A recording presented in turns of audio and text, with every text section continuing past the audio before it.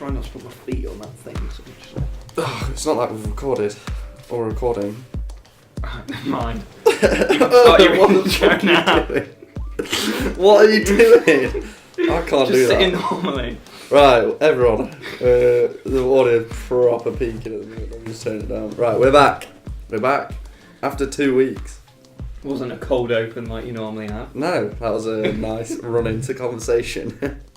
We're back after, a week off, not really 2 weeks. Well, I guess it is 2 weeks. Yeah. We're back after 2 weeks. Like last week, I released a highlights thing, and then in the middle of the week, I released another one.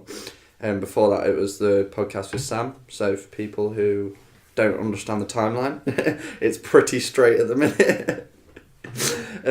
But yeah, we're back. Sorry that there wasn't one last week. I was super busy. In terms of busy, I mean I went out and got drunk, and then I was hungover, and then me and Ollie were designing the clothes, of which there is big news on. We've got a t-shirt. Oh, yeah? We've got a t-shirt design done and a hat design done, and Ollie sent them off to the manufacturer. I said that like I didn't know anything about it, and then I just remembered you showing me them. So it's first off going to be a black t-shirt with the Lucid branding written on the front. I'll upload a couple pictures on my Instagram. The hat design is like a khaki hat, like tanned kind of colour with a white Lucid branding on the front. I didn't want to pick a black hat as well because Ollie's already got one on OTA. Check it out if you want to. They're good quality, and he's got a sale on at the minute as well. So we'll be getting a sample back from them. So hopefully mid-Feb to late Feb, we'll have it all implemented on the website, on his website, and then also like the designs will be out there and people will be able to buy them. Awesome. Nice. Will you be buying one? No. Oh, brilliant. I probably will. Yeah. Well, I've got a Twitter now. It's at Lucid Poddy. Poddy, yeah. I couldn't get a Lucid Podcast. So is there another Lucid Podcast out there? I'm assuming so because someone else has taken the name. It's Poddy, P-O-D-Y. Not 2 Ds. What is it spelled 2 Ds? Poddy, I spell 2 Ds. I always spell it with one. Pody, you've put. I'll change it. It'll be Poddy. 2 Ds. Lucid Pody. I'll change it. So by the time this is out, it'll be Poddy 2 Ds. Are you joking? No. I feel like it's something you joke about. And then when I make it that, you'll be like, oh, it's actually 1 D. Right. Anyway, we're gonna go back to the segments because everyone's missed the segments that we did. And we're going to go back to the fake news segment. And Steve told me before this that I have to perform the intro.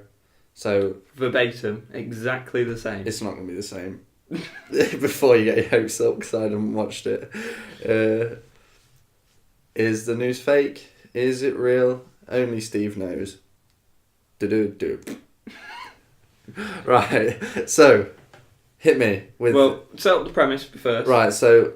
If you didn't watch the first podcast, the podcast where we did this first, the premise is that Steve has 2 real news segments and 1 fake one, and I have to guess which one is fake. Right. Yeah. Go ahead. We're going to start off with an article from The Guardian. Mm-hmm.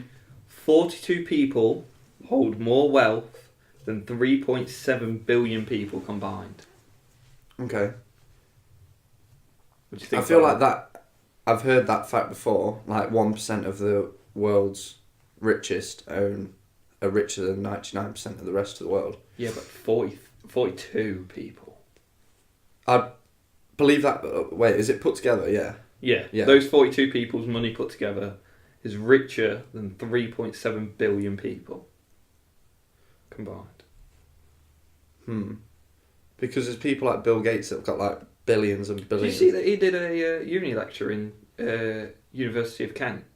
Did he? Yeah. Bloody hell. Yeah. When? Recently? I don't know, just saw it, on the little Snapchat things. Yeah. It was like one of the story things. Alright. I don't look at them. I think I only accidentally touched them. Yeah. Yeah. Yeah, if I might miss my story and accidentally press on that, it's a nightmare. I believe that. So for now, that's top of the real list. Right, next one. Arizona mum arrested for having sex with ghosts. Hang about. What?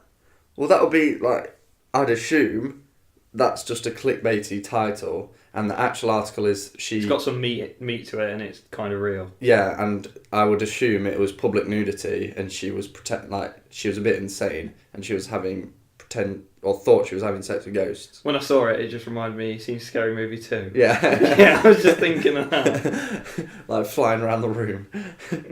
Come back! No! Yeah. I don't know. Because if that's the fake one, or if that's the real one, I don't... You haven't heard the third one? Yeah, hit me with the third one. Hit you with... Calls for sharing bags of sweets to be banned because people eat them all in one go. What? Oh, right, okay. What, so like the share bags? Yeah. Oh, so not like it calls for little kids like sharing a bag of sweets together. The police officer just knocks it out of their hand. No homo. You get like raided in your house because you've got Haribo on your party, like 12-year-old party. What are you in for, mate? Possession and willing to sell Haribo rings. So it's like share bags, like the big share bags, Yeah. That's what it's talking about. Like when we go Mackey's and someone buys 20 chicken nuggets and eats them all to themselves. Not calling anyone out. Yeah. I'm looking at the mic because that's where it'll be. That's the sound source. I'm going to say that's... Oh, this is really difficult. Where is that? The last one? UK. In the UK? Yeah. Comes from a UK news website. Well, it wouldn't come from America, would it? So... Fat fucks. Yeah. Oh. Right, I'm going to say... The middle one's fake. Correct. So... 100% record. I can't remember whether we guessed it right on Ollie's one or not. Or my one. Because you definitely got my one wrong. I think I got Ollie's wrong as well because So you gave it away. No, he gave yours away. But he didn't. Yeah, He but he didn't. double-crossed It was you. a double bluff. So I'm going to say the guests are 2-1 up against you. No, I'd Okay. say I'm 100% Why are you? because I am. I can edit you out. Every bit where you speak, I can edit My out. pod bitch. Alright, fair enough. Right, so I want to jump into like Star Wars because we both saw it, and I know it was a long time ago, and you weren't expecting this, No. but I've got I can rant about it, and I quite enjoy talking about it and berating it. So, There's one definitive answer to what's the biggest problem with this movie. yeah, If you don't get it, I'll be disappointed in you. half an hour of it. No. I don't know. It is the death of Admiral Akbar. Oh, right, yeah. I was distraught. Well, the actor for him has died. Oh, I The didn't actual know that. voice actor, yeah. But surely giving him like a good send-off Yeah, would have made same sense. as Carrie Fisher. Yeah, like I don't understand how she's going to be in the next movie. By the way, we kind of like... I know Admiral Akbar. Well, he Oh, is a big spoilers. character, yeah. Spoilers. I was about to say I came out straight out the gate with a spoiler. Yeah, spoilers for Star Wars. If you So haven't spoiler seen it yet, warning for a minute ago. if you haven't seen it yet, then like what you're doing at Star Wars. But also, you probably don't need to see this one. I would Really? say. Oh, That's a big fat opinion. if you liked Force Awakens, see it. But if you didn't, it's not. I wouldn't say it's better than Force So Awakens. you didn't come to the cinema with us. I've just forgot that. Because I left the cinema Hating it. hating it. Yeah. I was irate. I left the cinema like middling. Like there was half an hour of the film that is completely pointless. It's just a like social justice like love story. I won't go that far. It is. It is. They wanted two mixed race, like different race people to like have a love story, and the white girl to be pushed out of that love story. I don't care anymore. Cut back to the first pod. We're not going to say anything controversial and then fast forward to here. No, but seriously, like, the whole animal cruelty thing. That was Star dumb. Wars. I go to Star Wars to see shit explode and shit look cool. I don't go to see, like... Just go watch Michael Bay film, if you want to see that. I was going to say, and story. Right. You don't get that in a Michael Bay film. No, I'm you sorry. don't. And I just went to the cinema and it was like... all these like views were being forced on me that I didn't necessarily want to be forced on me. I don't believe in cruelty to animals, but in a Star Wars film, it's not the platform to be like yeah, you can promote it a little bit, but a whole half an hour of that film was taken out and like pointless because they just ham-fisted it. Yeah, there was some dumb decisions in the film. Yeah. Like the whole what was her name? The woman with purple hair. I don't know exactly. Holdo. Yeah. Holdo. I'm pretty sure. Like every time I say it, I'm less confident. Yeah, the first time he said it, I was confident in you, and then the second time I was like, hey, well, something like anyway, replace her with Admiral Akbar. That's what I was about to say. Yeah. And they would have given him like a good death, and like you would have seen the reason he was Admiral. Yeah. Because really, in the other films, you haven't seen why. He's kind of like a back scene guy, but he's an admiral, so he's like head of his own ship and fleet. And I'm sure in comics or books or video games or somewhere that it's all been explained. That's something I don't like about this Star Wars, is that it feels like it's very marketed for other stuff. And the example I'll give of this is, what's the little alien called? Not Yoda, the other one. Oh, the little ones with flappy wings. No, the one who had the bar in Force Awakens. Oh, yeah. What's her name? This is really annoying. This is annoying me. This is what happens when you don't warn me that we're doing this sort of stuff. We're just going to have like 10 seconds of dead air here. So I'm going to vamp whilst you think. Okay, yeah. So, Star Wars was alright. I've run out of vamp.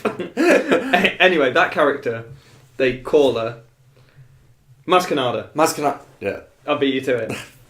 Right, anyway, they call her and she's like, she said she was at a union debate or something. And I just looked at that and was like, that's going to be a book or a comic or part of a video game. Yeah. You already know it. Yeah. And I feel like it's a problem that happens with a lot of things, but that people say if you read the books, you'll get this. Like Holdo is a character out of the books. I didn't know that. Oh, she really? I thought she was just... She's a character, but apparently she's nothing like how she is in the books. Yeah. They've just literally took the name and put it to this person. And I don't want to have to do external reading and that to go see a movie. And especially a Star Wars movie, because Star Wars is a franchise that branches out. It's beyond any other franchise. It's bigger than anything else. So it's got a much vaster audience. So you should be able to cater to people that want to do the reading, but it's not necessary. Yeah. That's what my opinion is. And I don't want to do extra reading into it after I've seen a film. Like, I would... With that film, I wouldn't, because it's not that interesting. And I don't think I would anyway, because I'm not that... So like another character like that is Phasma. I'm sure she'll have her own books, Yeah. or already has them. I don't know. Yeah. To explain why she's meant to be this menacing villain, But then nothing. Like I bet she's in both films less than 15 minutes. Yeah, she, the director, what's his name? Rian Johnson. Ryan Johnson. I thought it was Rian. I've heard it's Ryan. Right, we'll go for Ryan. He has said that he would have killed like the Knights of Ren if he could have, if they were in the film. Yeah, the problem with this film is it feels like Episode 7 was J.J. Abrams. Jesus Christ. J.J. Abrams' idea of where Star Wars is going. Yeah. And then they gave it to the next director, and he went, "But I don't want to do that. I want to do this." Yeah, he just threw it off the rails. But in my opinion, they should. It feels like they haven't set out this trilogy. Yeah. They've kind of just played it by ear. Yeah. And reacted to what they thought people would want to like. They saw what people grabbed onto in Episode 7. Yeah. And just gave them more of that in Episode 8. Do you think this is a controversial statement? The prequels are more innovative than the new films? No. You think it's controversial or not? You don't think it's true? I don't think it's true. Why? Because the prequels were really bad. Yeah, but like in terms of storyline. But it's not. It's a classic love story. What's this? But it's not really a love story, is it? But how is it any different? I don't. The thing with this trilogy is I have nothing to latch on to. There's none of the new characters I feel as are as important as the original three. Yeah. Like Rey can just do everything for no reason. Yeah. Like she's had no training. Like I expected this film to be her training. Yeah. She did. It was like training, but it was like she did 3 lessons. Yeah, and those lessons were, I don't know, it was so weird. I kind of like that though, because it wasn't doing what you expect it to do, but then also it doesn't explain why she can do shit that she can do. Yeah, if you're gonna do the unexpected lessons of being a Jedi and what that means, you have to have her not be able to do what the others can, but she's got the advantage of knowing what mindset to be in, and that gives her an advantage in certain situations. But every character has to have an advantage and a disadvantage. Yeah. Or else it's just unbalanced. Well, I think Kylo has that. He has like his advantages. He's really skilled. However, he is like he's too emotional. Yeah. So I think he's probably my favourite character. He's my favourite character as well. In the new thick Kylo as well. Thick boy Kylo. He's probably my favourite character in the new one. But I just don't get a lot of the things with Finn and whatever, and Rose. She's such a fucking shit character. Her sister was better and she was in it for like less than 30 seconds. We've not done this in chronological order, by the way. I'm going to jump back to the start of the movie. Alright. You know when she knocks the button off and it's like falling off and she goes to grab it? I thought because it initially goes past and then she grabs it. I thought at the point when it went past, that was sort of setting the tone for the movie, that the good guys aren't always going to win. Yeah. And that they were all going to die there and it wasn't going to work. But then it's kind of summarises the whole movie. They did a lot of stuff that seems like, wow, that's really new, but they kind of don't see it through. Yeah. So with Rey's parents, they didn't really say they weren't anybody, but they said they weren't anybody, but Kylo was the one that told her, so they can go back and say, well, he's not a reliable narrator, and he was probably lying. Yeah, J.J. Abrams is probably going to patch up all... Because he's doing the ninth film, isn't he? He's probably going to patch up all the shit that was left. Like, not shit, but, like, all the, like, scrap loose ends that weren't tied. I'm sure he had a vision of where these films were going. Because was he... I don't think he was always Episode 9's director. I think Episode 9 had 2 directors before that. Yeah. Like, one of the things that doesn't make much sense to me is there's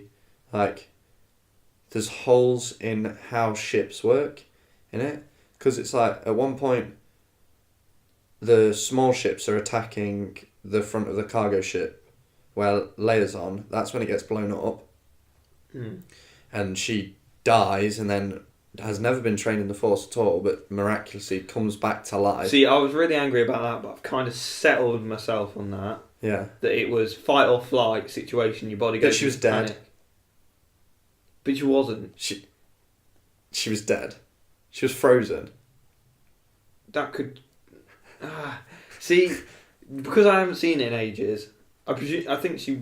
What? But I presumed it was sort of like her body kicked into gear. Yeah. The Force kicked in. The Force took over her body. Yeah. But she was dead.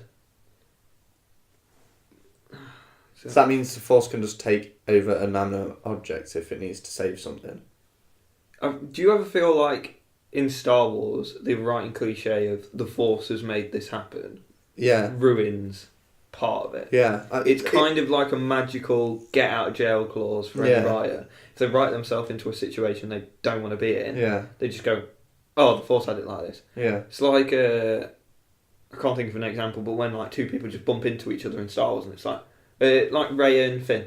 Yeah. In the Episode 7, when they just bump into each other, that's like the Force making something happen. but it's kind of like an easy way to get out. Yeah.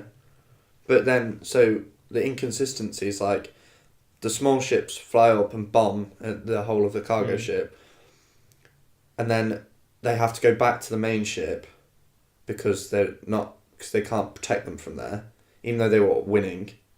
Yeah. Like they were winning the fight, but then also, like they're like, we can't shoot the back of the ship because it's put all the shields to the back.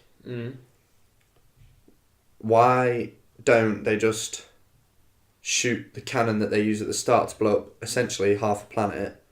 Like they blow up that base, don't they? At the start? But that one gets blown up. That ship. Yeah, but then they've got another what? Snoke ship, one. Bigger one. You'd think that doesn't have that gun. Oh right. They ran out of them. They only had one, and they went e-bagsed it. But it's like, you'd think Snoke's ship would have big cannons, and then like Star Destroyers have big cannons on them that they. Star Destroyers are nothing now. As well. Yeah, they're just floating ships. They're just like they're now the little ships. Yeah, which I don't like. It used to just be Star Destroyers and Death Star. Yeah, that like Death Star was like the hub for everything, and like was the big gun. But now it's like they've got the Star Destroyer and then the Man of War, whatever they were. They're essentially a Man of War ship. It's like, but then, why didn't I've thought of this. Joe's fixing Star Wars on the fly. Not fixing, but like making something cool. All right. How cool would it have been when they landed down on the island not to have another Death Star tech cannon that shoot the door down, you know what I mean? Yeah. Have Kylo drop out, like, and go in front of the door and just rip it off the hinges. Or, like, jump up, put his sabre in the top and just slice all the way down the door and then rip it off. And then Luke stood there. Or, like, the depiction of Luke, the clone Luke. Yeah, we've got to get into that. We've also got to get into another thing we've got to talk about is the ship going at light speed through the big ship to destroy it. So we'll put that to the side for now. Yeah. And we'll deal with your ship. Right. The reason they did that is because there isn't any tension of the rebels fighting back. So there's no sort of way, and it comes down to like length of the film. If this were a short film, I'd say don't do that because you're shortening the length of your film. But it was a 2-hour film, so maybe that could be done. But you sort of missed the moment of Finn wanting to kill himself, which I thought was a good moment because he was a coward at the start. Why was he a coward at the start? Because he tried to leave. Yeah, but he wasn't trying to leave to... See, this is the thing I had a problem with. Our other friend Joe, we had the discussion of, is his main motive in that scene getting away for Rey, or is it just getting away? Getting away for Rey. Scared of the fight. No, he's getting away for Rey because he loves Rey. But I thought it was getting away for the fight because he's always been a cowardly person. Sort of like that's sort of like his character's trait. And that's what he's got to overcome to be a better character. So I presumed it was that. Anyway, so then that comes full circle with him picking sort of like the coward's way out of killing himself in battle. Yeah. But he's doing it for the right reason. Yeah. So then that would have been a good character arc for him to go from just wanting to leave. Yeah, if that was the case at the start. Yeah, that would be a good story of that. Yeah, he's left the battle now, but he's left it so his friends can live. Yeah. So that's a good story, and then because not very often characters get killed off in Star Wars. It's sort of like the third episode of like a trilogy is when you start losing characters. Yeah. I think it might be because we started like watching Game of Thrones and Walking Dead and stuff like that, where characters just like get killed off. Yeah. Every couple of episodes. But I much prefer that because it adds tension to every episode. Because if I watch a TV series, I wait until maybe like the last 3-4 episodes, and I expect someone to die. Yeah. But with shows like Game of Thrones and anyone can die at any point. Anyone can die at any point. Maybe not the main characters, but yeah, it kind of like now that he didn't die when he was charging at the thing. It's kind of dampened it. Like there's now no stakes because not even in that situation did he die. But then also, they did kill off characters. Like Snoke got killed, Yeah. I swear he killed off someone else. Akbar just writ off. Yeah, but I can understand Akbar now, though I know the actor's dead. Yeah. But Tarkin was dead and they had him in Rogue One. Yeah, and Akbar, I'm pretty sure you could use his voice from other things. Or yeah, but someone could pretend to be his voice and then they can edit it. And it's a mask anyway, it's not... Yeah, but then you get to the point where, because someone's dead, do you then dub over their voice? Or... That could be seen as disrespectful. I don't know, but he could have been the one that flew through the... Yeah, I think in an ideal world, he should have been. Holdo character. Because if that character that you're on about, Holdo, is... Still actually in the comics, is actually in the comics, then, or books, or whatever, no one knows her and no one has a reason to like care. When she flew through the ship, I was like, so what? And also, she'd been an arsehole in the rest of the film because Poe is like her highest commanding fighter pilot, and like he's pilot and captain of the fleet. Well, the he wasn't at that point. Yeah, because he got demoted. But no, because she demoted him, didn't she? No, Leia demoted him. Oh, really? Yeah. But what doesn't make any sense is why they, like, when he was probing, she could have just told him the plan. And yeah, I know, but that's, like, it's plot holes like that make a film like this frustrating to me, because it could have been so much more. And then also, where they get sent down to the planet, Finn and Rose get sent down to that planet, they're sent to go after one person. One person, they're told to go after him. And then they get put in a cell, and some random shady guy that's in a cell in the first place is like, "Oh, I can help you." I get that they're trying to show desperation for the resistance or rebellion or whatever, but when do you just trust some random shady guy? And then they get in a ship with him that he stole, and then he starts saying that he's looking through the code and stuff, and he's saying, "Oh, people sell to so and so," foreshadowing what he's going to do. Mm.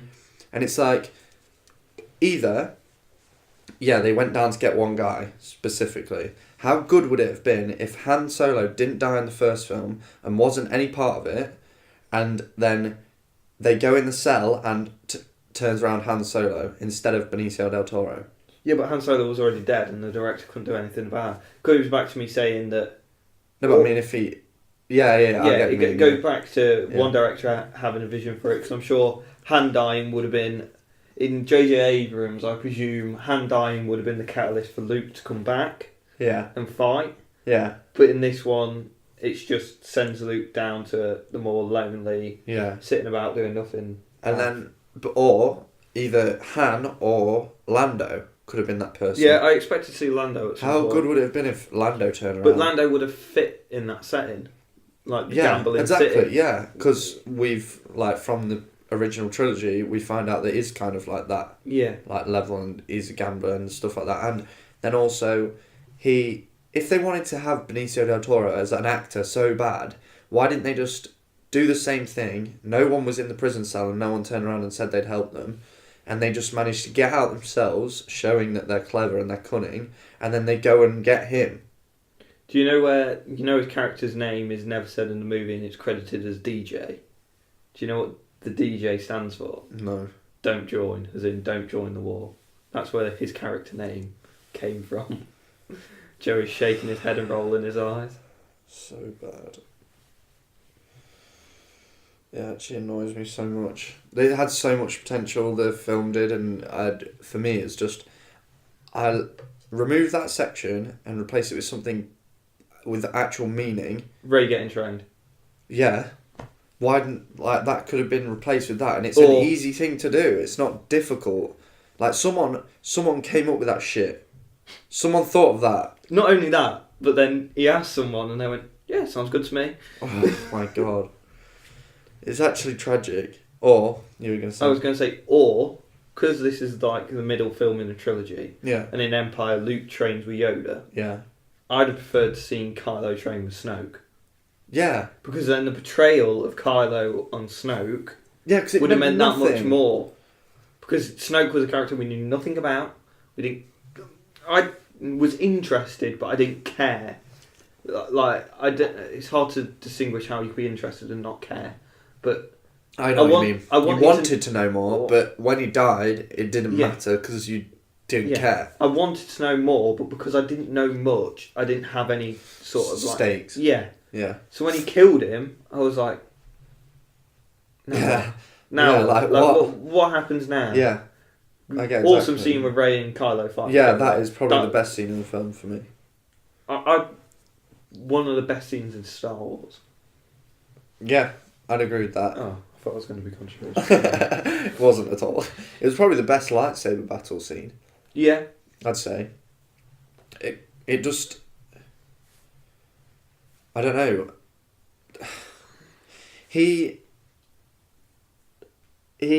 I like the bit where he's turning his lightsaber to him and Snoke doesn't he's reading his mind, but he's saying he's turning it to his his enemy. Mm-hmm. But he's so naive and thinking he's got ultimate power over Kylo that it's not him, and he doesn't even consider the fact because he thinks he's won. I like that, but then if he's making mistakes like that, how has he got to the position he's at? Like supreme leader, how has he got to that position? This is nothing that we know. Like we don't know where he's come from because. Oh no, doesn't matter. I was going to say in the films they said he was ancient, but I don't think they said it. People think that he is. Right. So he could be like 15. But that's what his race could look like at 15. Yeah, I guess. But he's kind of just like nothing now because either J.J. Abrams brings him back somehow, like gives him mechanical legs. Darth Maul style. Yeah, very unlikely though. Or he writes him off completely, or he completely explains the backstory for him, and it's essentially a flashback movie.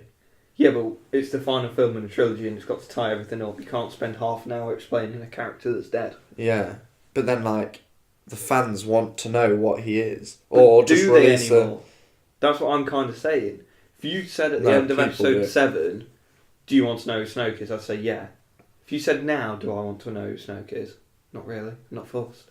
He's dead. Yeah, that's fair enough. He's been and gone. Yeah. I get what you mean. I think I could have directed a better movie. Or at least concept a better movie. Like the ideas for what was happening. Give me that plot line and I could have done shit in between that, getting from where to where, and I could have done shit in between it that was better than what we saw. 100%. So do you want me to... Should we do it? What? Quickly. Well, I'd looked at my watch just then and I was like, for a thing that you sprung on me, we've done about half an hour on it. So, what would happen is at the start there on the original base, the ship comes comes along and it shoots their base. It turns out no one is in that base, but they're on the other side of the planet, incognito, and the Empire or the First Order drives straight past and go away, flies straight past and go away. It cuts to Rey, that was a tense scene. Rey training with Luke, and making progressions, and she becomes a grey Jedi instead of just black and white. So then the Force, she becomes a good a Jedi. And then, so the Force is balanced because it's Rey and Kylo. Right. It's each side is balanced, and then someone on the rebels side betray them, and then tell the First Order where they are. And this is on the Salt Planet. So it's changing the location, but it's on the Salt Planet, and you get that battle scene. Yeah. So that's in the middle of the movie. But instead of the Death Star tech, it's Kylo, and you see Kylo's power in the middle of the movie, showing that he is a force to be reckoned with, because essentially we haven't seen that. Because in the first one, you see that he's powerful, but he gets beaten up by someone that's never used a lightsaber before. Yeah. Because I'm pretty sure before that she'd never held the lightsaber in Force Awakens. You see that power... Luke senses the threat to Leia, they're connected, and he conjures his Force clone there, sees like Kylo off, like scares him away, and then Rey and Luke have to then like leave and join the rebels on that like place, the Salt Planet, and there's some form of like battle from there. Because what they did was it was constantly moving, but there was no progression being made. Do you know what I mean? Yeah, a lot of people were staying like where they were. But I think that's the whole point of the movie, though. Like, the Empire, not the Empire, the First Order are chasing the Resistance, not the Rebellion, because they've changed it slightly so it's different. Yeah. But it's not really that different. You could have kept with the old names. Yeah. There'll be a reason. It'll be in the books. Yeah. And them chasing them, but not being able to catch them, was kind of the theme for the whole movie, that everything was staying the same. Yeah. With the threat. But yeah, that's so boring. The threat changed between Snoke to Kylo. Yeah. But nothing really changed. Yeah, and the threat was like, no one's like, for example, if you're in a dark room and you think there's something in the room and someone turns the lights on and you see that thing, you're scared for about 5 seconds, then you get used to it and you're not scared of it anymore. So what if it's a murderer? No, but like if it's not moving, like a monster, but it doesn't come after you, you're scared of it for a bit, but it's not getting any closer. Right. So the comparison I'm making is, you see Snoke's ship coming at the start, and you're like, holy shit, that's bad. And then it does nothing. So you're not scared of it anymore. You remove the threat by not... It's threatening, but it has no threat. Yeah. I get you.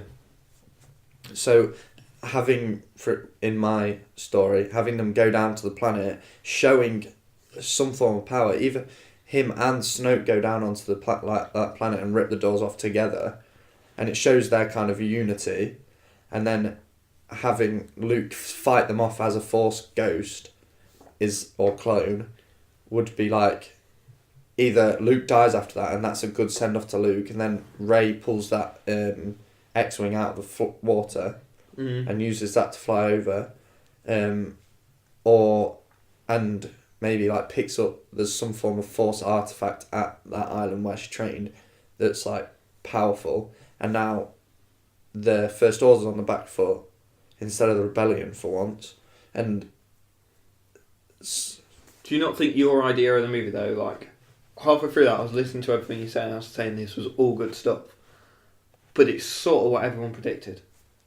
Do you not like the element of The Last Jedi that stuff happened that people didn't predict?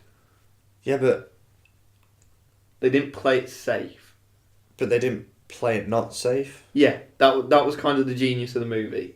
Yeah.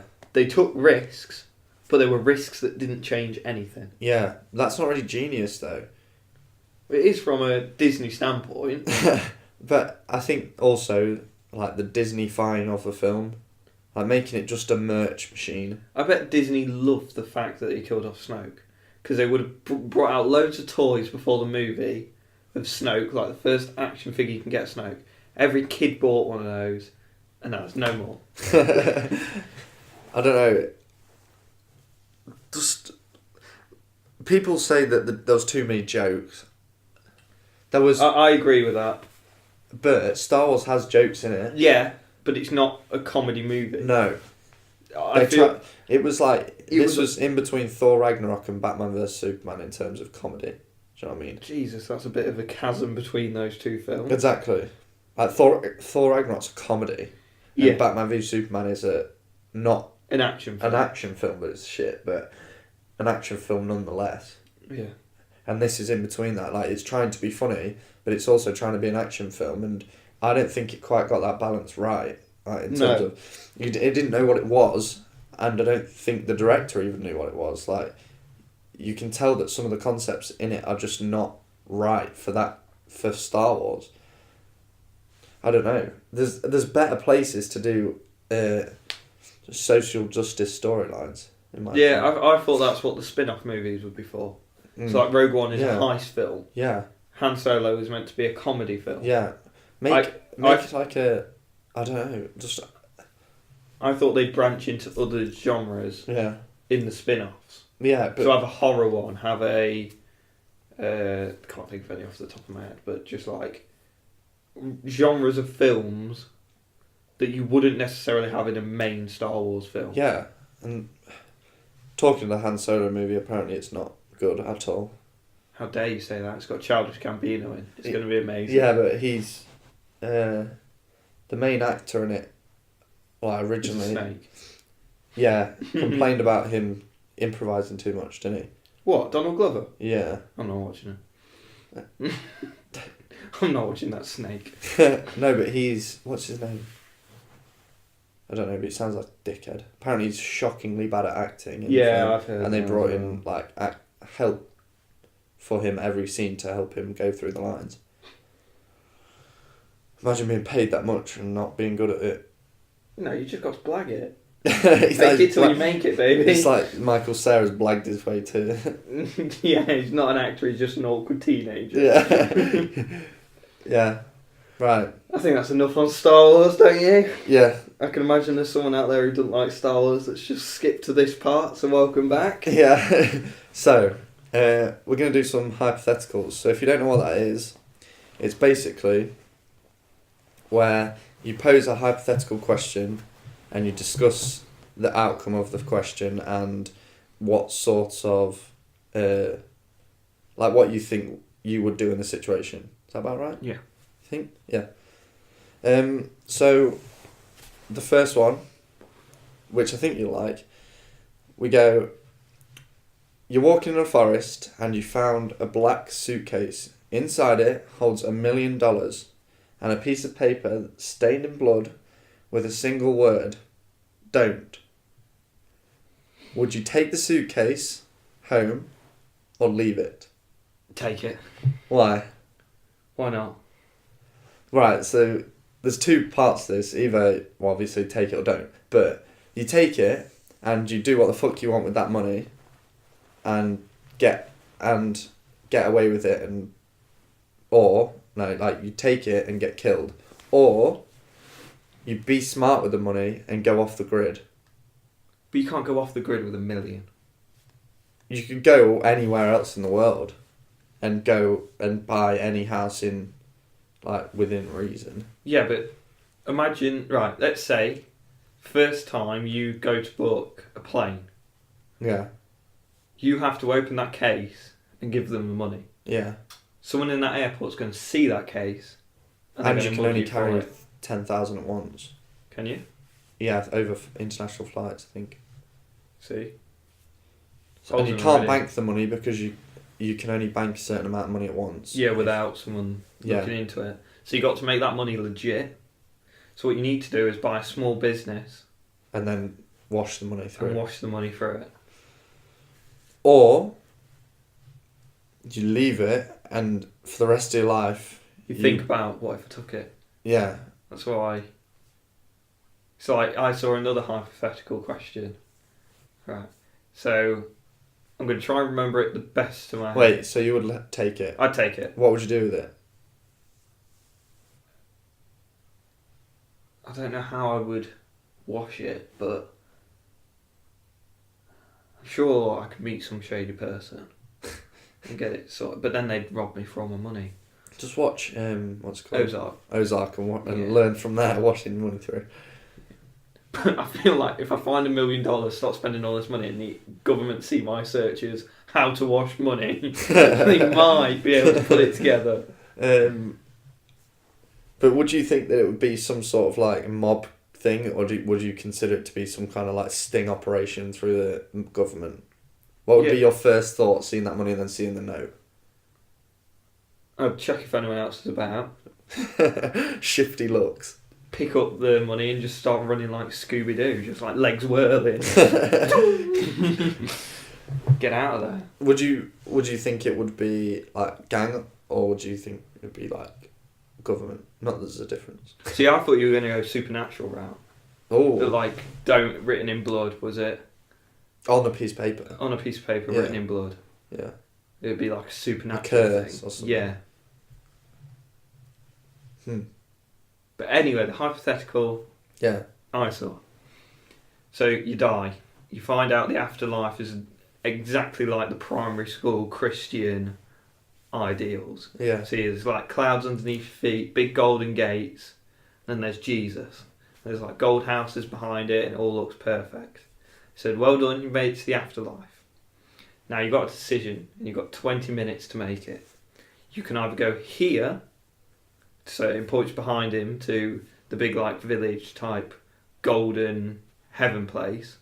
He goes, or I could take you somewhere else. I'm promising you that the other place isn't hell, and I have to tell you 82% of people go through to the village, but 18% of people go to the other place. Which place do you take? So you get no detail on the other place? You get no detail on the other place. And no matter what you choose, Jesus will love you forever. So, the other place, my first thought is either the other place is back alive, like you relive your life. Mm. I have no answer on this, by the way. I don't know what the other place is. Oh, yeah. The hypothetical is, are you taking the gamble of, so it's sort of like guaranteed happiness, or do you gamble it on something better? So if he takes you back to life, like actual living life, now you know that there's an afterlife. You'd live your life so much differently. Do you go back into your life, or do you get a fresh one? Well, if you've died of old age, then you can't really... No, but do you go back to being a baby? Oh. Just like come out the womb. Invest in Apple. Oh, so you're saying it would turn back in time? Yeah. Oh, right. So you get into a different timeline. Jesus can travel in time. Definitely can. Is that the Bible? Yeah. Matthew 15. And me and Jesus hop to the future. Got a car. We hopped in the DeLorean. Seems like you're cracking one out, Crockwell.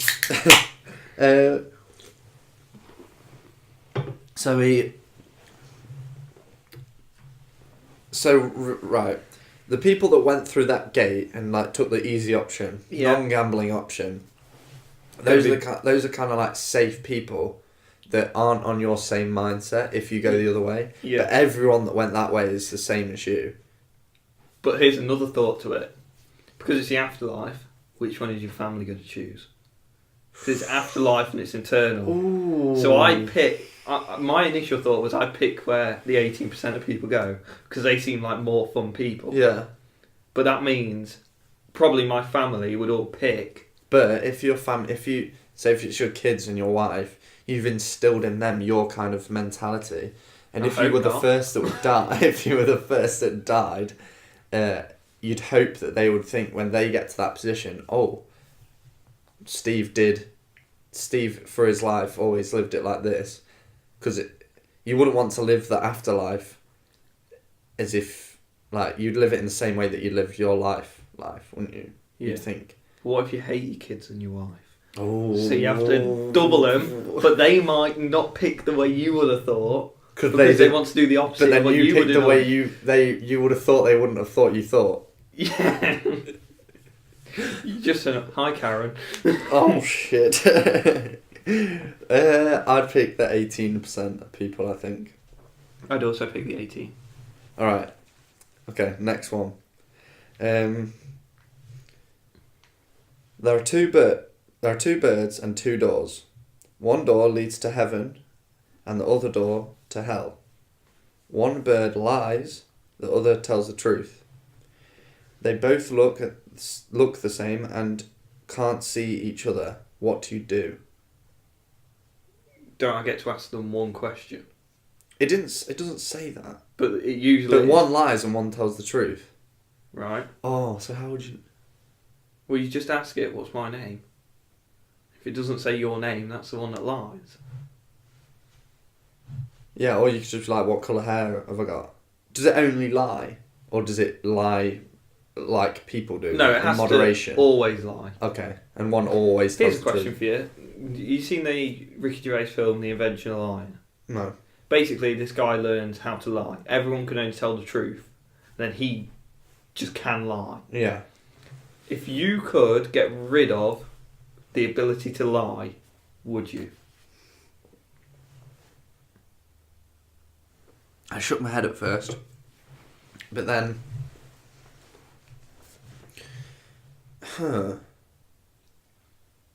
Because if everyone tells the truth, then there's no risk in lying, and you can't lie anyway, so there's no...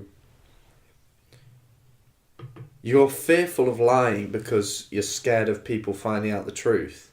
But if everyone can tell the truth, then no one's ever going to know a lie. But those are the white lies that sometimes help. Like, if someone asks, in that world, say no one can lie, if your significant other went to you, what you got me for Christmas? You'd have to tell them. And that ruins the surprise. Or you say nothing. Christmas. Because that's not telling the truth or lying. Yeah, well, it's just a vague area between an exaggeration and a lie. Yeah. Because an exaggeration, I don't think, is a lie. Well, an exaggeration is an extension of the truth. So it's not a lie. I'd say it's like glass half full, glass half empty. Oh, that pisses me off. Whichever way you stand on it. Like, if you stand on it being... Did you know that doesn't half matter? The truth. Glass half full and half empty doesn't matter. Because it's dependent on the state of the glass beforehand. So if I have an empty glass and I fill it halfway, it's half full. If it was full to begin with and now it's at halfway, it's half empty. Yeah. So it depends on the state of the glass beforehand. Yeah. So that question doesn't matter. It pisses me off. It's like water is not wet. Oh, don't get me started on that. Wait, which... It's like... Is water wet? No. No. Water isn't wet. But you can wet things with water. Because water can't get more wet. That's yeah, why. it can only increase in volume. Yeah. But if it increases in volume... Is it getting more wet? Because if you increase the amount of water on something, it gets more wet. Yeah, but you're not increasing the amount of water on water, you're increasing the amount of water on an object. Yes, but if you add water to water, it becomes more water. Yeah, but it's still not more wet, it's the same level of wetness. Water doesn't increase in wetness. Like, there's more H2O particles, but there's not more wetness. Like, it's not increasing in wet. But you could spray a hose on one corner of a t-shirt for an hour, and only that corner would be wet. But if you got a jug of water and did it all over the surface area of the t-shirt, it's more wet than it was if you sprayed a hose on it for an hour. But that's on an object. Yeah. So if you apply that to water, if you add more water to water... water's not an object, it's water. But water isn't wet. But I understand where people think that water is wet. No, because it's water. But that's you considering water like on something, not water as the ocean, or a pool. A pool can't get more wet. No. Like if a pool's 1 metre deep or 10 metres deep, it's the same amount of wetness. Yeah. Alright, that's that sorted. Yeah, what was the hypothetical? Which one was it? Was it the birds one? Yeah. Oh yeah, asking if they can lie. But yeah, you just ask one. That's an easy question. You ask one of them a question you know the answer to, or you ask the other one what the other one would say their door is. Because the truth one is going to say hell. Yeah. And the lying one's going to say heaven. Yeah. Oh no, if the truth one says hell, the lying one will say hell, but then you don't know which one's telling the truth or lying. And I know the answer is asking the other one what they would say, but I don't know how it works. I'd just go with asking them a question you know the answer to. Yeah, but can you ask them more than one question? No, you can just ask them one. So if you ask them what's 2 + 2, the truth one will say 4. Yeah, but then you can't ask them which door's heaven after you've used that question up. Do you get to ask them both one question, or is it one question and they both answer? Oh, so you get to ask them both one question. So you could go, yeah, the truth one, what's 2 + 2, and then it goes 4. Or if it's lying, it'll go whatever else. Yeah. And then you'll know that one's either the truth or liar, and then you go to the truth one, which door's which. But even you don't have to do that. You can just go, what door's that? Right. In your head, do 1 and 2, assign truth or lie to one of them, and then I'll say, I'm going to ask door 1 or door 2 the question. Okay. And you've got to answer it how they would answer it. Yeah. You've assigned them. Yeah. I'm going to ask door number 2, what's 2 plus 2? 7. So I go to the other one that's the truth and go to heaven. Yeah. Okay. Do you get me? Yeah. So you go to the one that's truth, which door's heaven? Or you go, is that door heaven? Because there's two separate doors and there's two, it's not above. But I thought the truth one guards heaven and the lying one guards hell. No, I don't think so. There's 2 birds and 2 doors. One door leads to heaven, one door leads to hell. One bird lies, one other tells the truth. They both look the same but can't see each other. So one of them lied. They can't see each other, or one of them lied. Yeah. So you'd say to the bird, but even if you figure out which one's telling the truth and which one's lying, you're not going to know which one's heaven and which one's hell if you don't know that the truth one guards heaven and the lying one guards hell. But do they guard? Are they guarding the doors? Well, that means you've got to ask them a question about the doors, and you'll never know then. It doesn't say anything about one question. We're just making it seem like that. What do you do? I just sit there forever. They both look the same and can't see each other. What do you do? You just go... Right, mate? You just... Yeah, like you said, and then you could do it in like 3 questions. Because you go, what's 2 plus 2? What's 2 plus 2? Which door's good, which one's bad, or which one's heaven, which one's hell? Yeah. Right, next one. It's better be a better one, because that one was shocking. Right, you find a book and begin to read, only to discover that it is your life. You get to the point that you're at now, and you turn the page knowing... Would you turn the page knowing... Do you turn the page knowing that you will not be able to change the events to come? So do you read... So as soon as I read it, it becomes set in stone? No, but it's there anyway. But... There's no other way to get around. So say I flick to the end and it says I die when I'm 84. I'll just start swimming underwater continuously and I'll never die. Oh.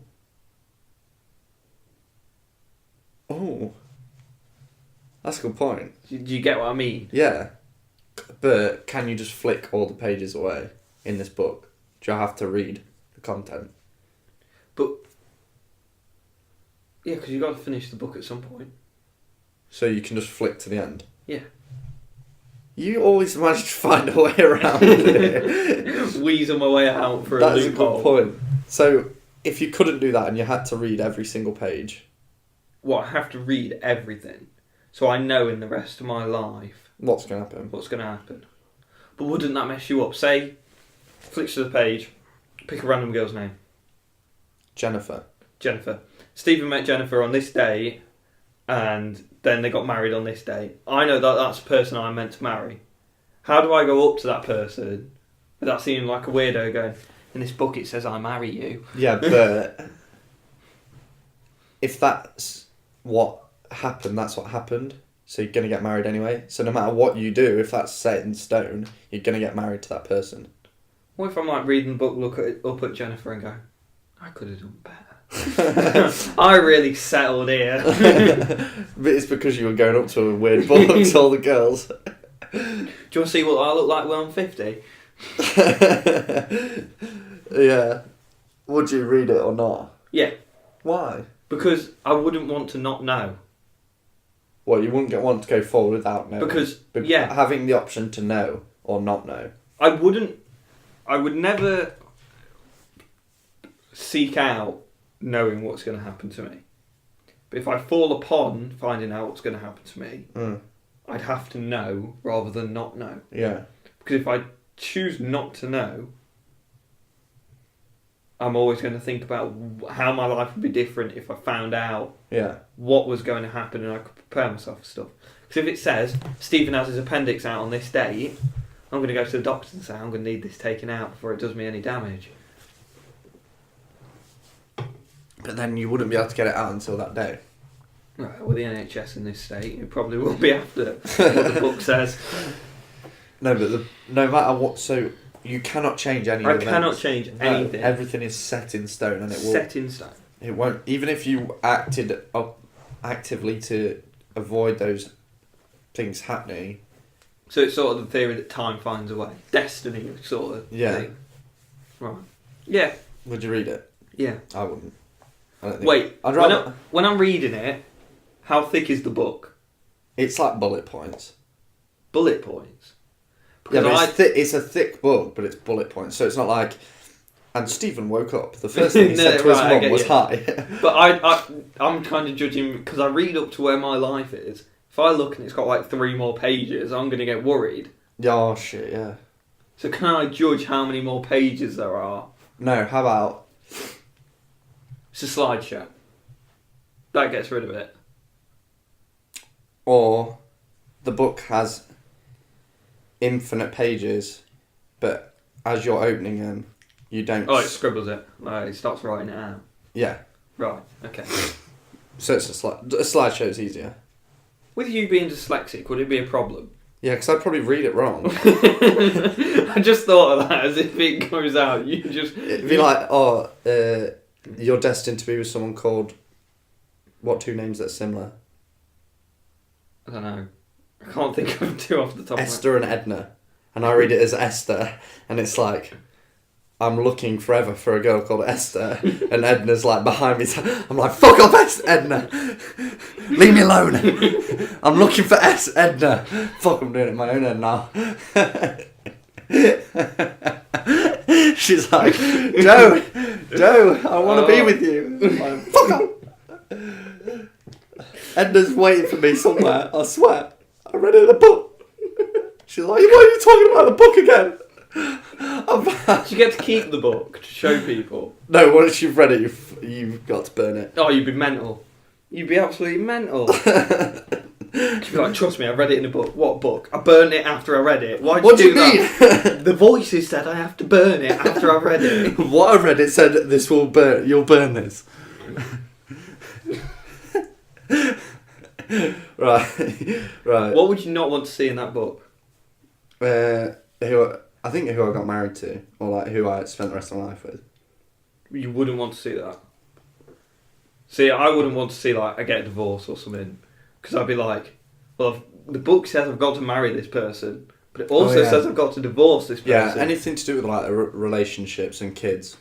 So like, I'll be at the wedding and she'll be like, oh, I want this really fancy stuff. Going, let's not spend too much. And then money. It says in the book, Steve spends a lot of money on his wedding. Like, fuck. Yeah, I wouldn't read it. The parameters that we've just set up, hypothetically, from that hypothetical question, I wouldn't read it. Do I have to read line by line?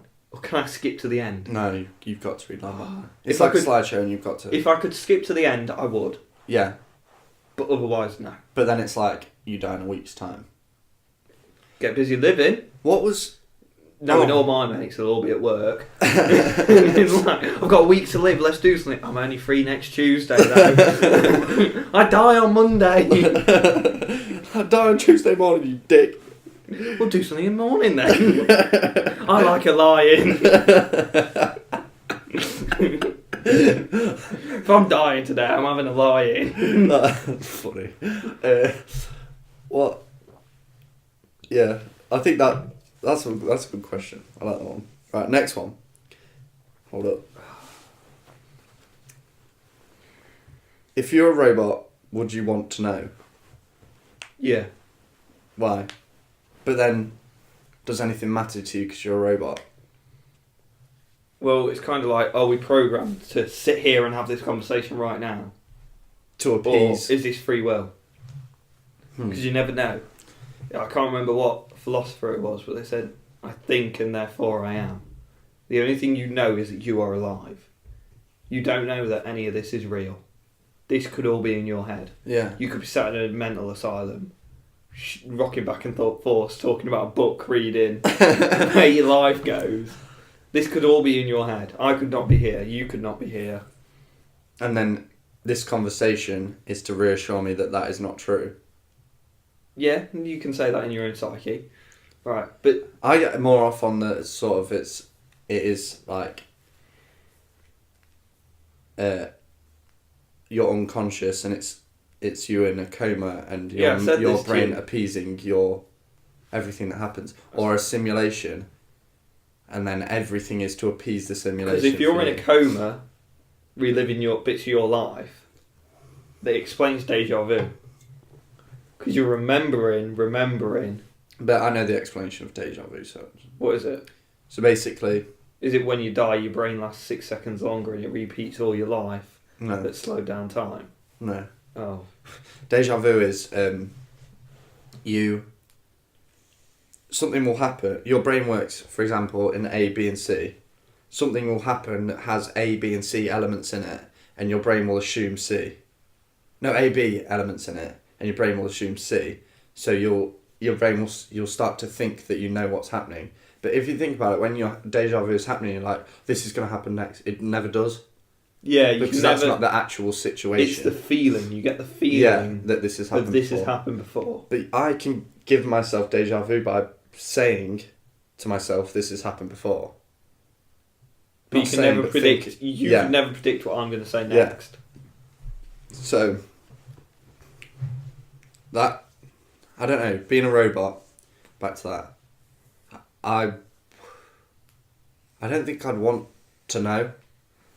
But then, if you're a robot, you could just, like, cut your arm off. But then if you're not the robot, then it's going to fucking hurt. What is that? What show did I watch recently? Oh, on Black Mirror, where, what episode is it?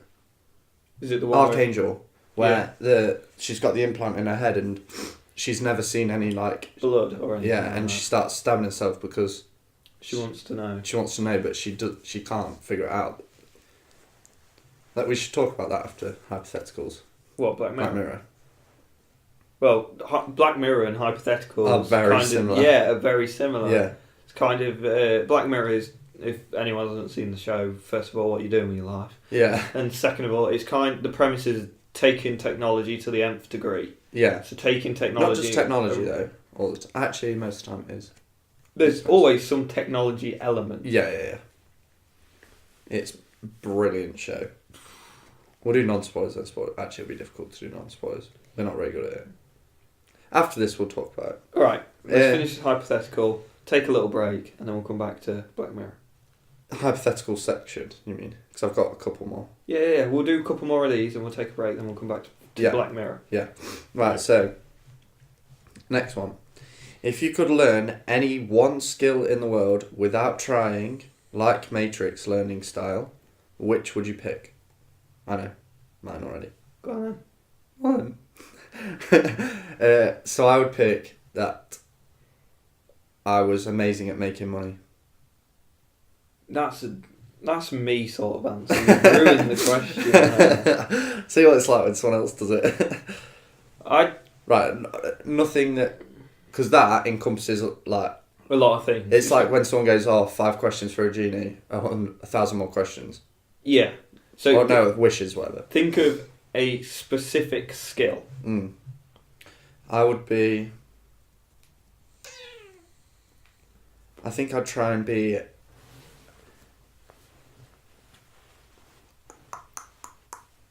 I'd have amazing social skills. Amazing social skills? But wouldn't everyone find you annoying? No, because it's amazing social skills. So you'd be amazing in social situations, so people won't find you annoying, they'd find you amazing. But if you've got a group of people, every person's going to have a different thing they'll want out of a person. So you'll be constantly changing how you interact. Yeah, but you've got amazing social skills. Yeah, but to fit your amazing social skills to one person... Yeah. Let's say person 1 needs you to be like A. Person 2 needs you to be like B. Person 3 needs you to be like C. But that's the same as life anyway. Yeah, but in life you always do a blend of personalities that match the group. Yeah, that's what you'd have. You kind of undone me a little bit there. But because I'd have what I have now, but I'm just extremely good at it. I'm no good at reading like facial cues or tone or anything. Yeah. I'm alright at it, but... I've got fairly shit social skills. But I'm not person with no confidence. I just can't read people well. Yeah. So I get into situations where I've presumed they meant this. Oh, really? And they didn't mean that. Mm. And it just gets a bit awkward. And then once that awkwardness settles in, you kind of like, fuck, how do I get it back? What happens with me is like I'll assume someone's going to say something, my brain will tangent off that, and I'll miss the end of the conversation. You'll be in an argument with someone and you'll be like, this isn't how it went in the shower. But my brain will just like expand into completely different things. At work all the time, we'll be in the middle of a conversation, and then I'll just go, oh, remember that time, or I remember a time, or I was thinking of something the other day, which is nothing, completely off it, and I'll be like, how did you get to that? And I'll be like, this is how, and I'll be able to trace back what I thought. Yeah, I'll come out with random questions sometimes, and my mum will be like, what made you think of that? Yeah. And I'm like, well, I thought, I saw that man walking the dog. Yeah. And then I was like, well, dogs are like wolves, and if I was trapped with a wolf, could I kill it? Yeah, that's exactly the same. So, what would your skill be? My skill? One skill that you could learn. But, well, you can learn one skill that you learn with no effort. No. But then... How good are you at that skill? Are you the best? It's a perfected skill. Perfected? Yeah. So perfect, like, if someone had done it all their life and tried to get good at it, that's how good they would get. Your skill level. So, bank robbing. I could become perfect at that. Not the one I'm picking, but as an example, if I chose to be able to rob banks, I'd be one of the best in the world at doing it. Well, you'd be the best. The best. Because you're the standard of best. Right. Do you know what I mean? So I'd pick football. You'd be the best. Oh, right, yeah. Because the amount of money that footballers earn. Yeah. Yeah. Or but boxing. You'd be the best boxer. Yeah, but then I'd get hurt. Like... No, but you'd be the best. Yeah. But what's your parentheses for a best boxer? Yeah, because like the best in the world still gets hit. Well, yeah, but not, yeah. But they just don't get knocked out. Yeah.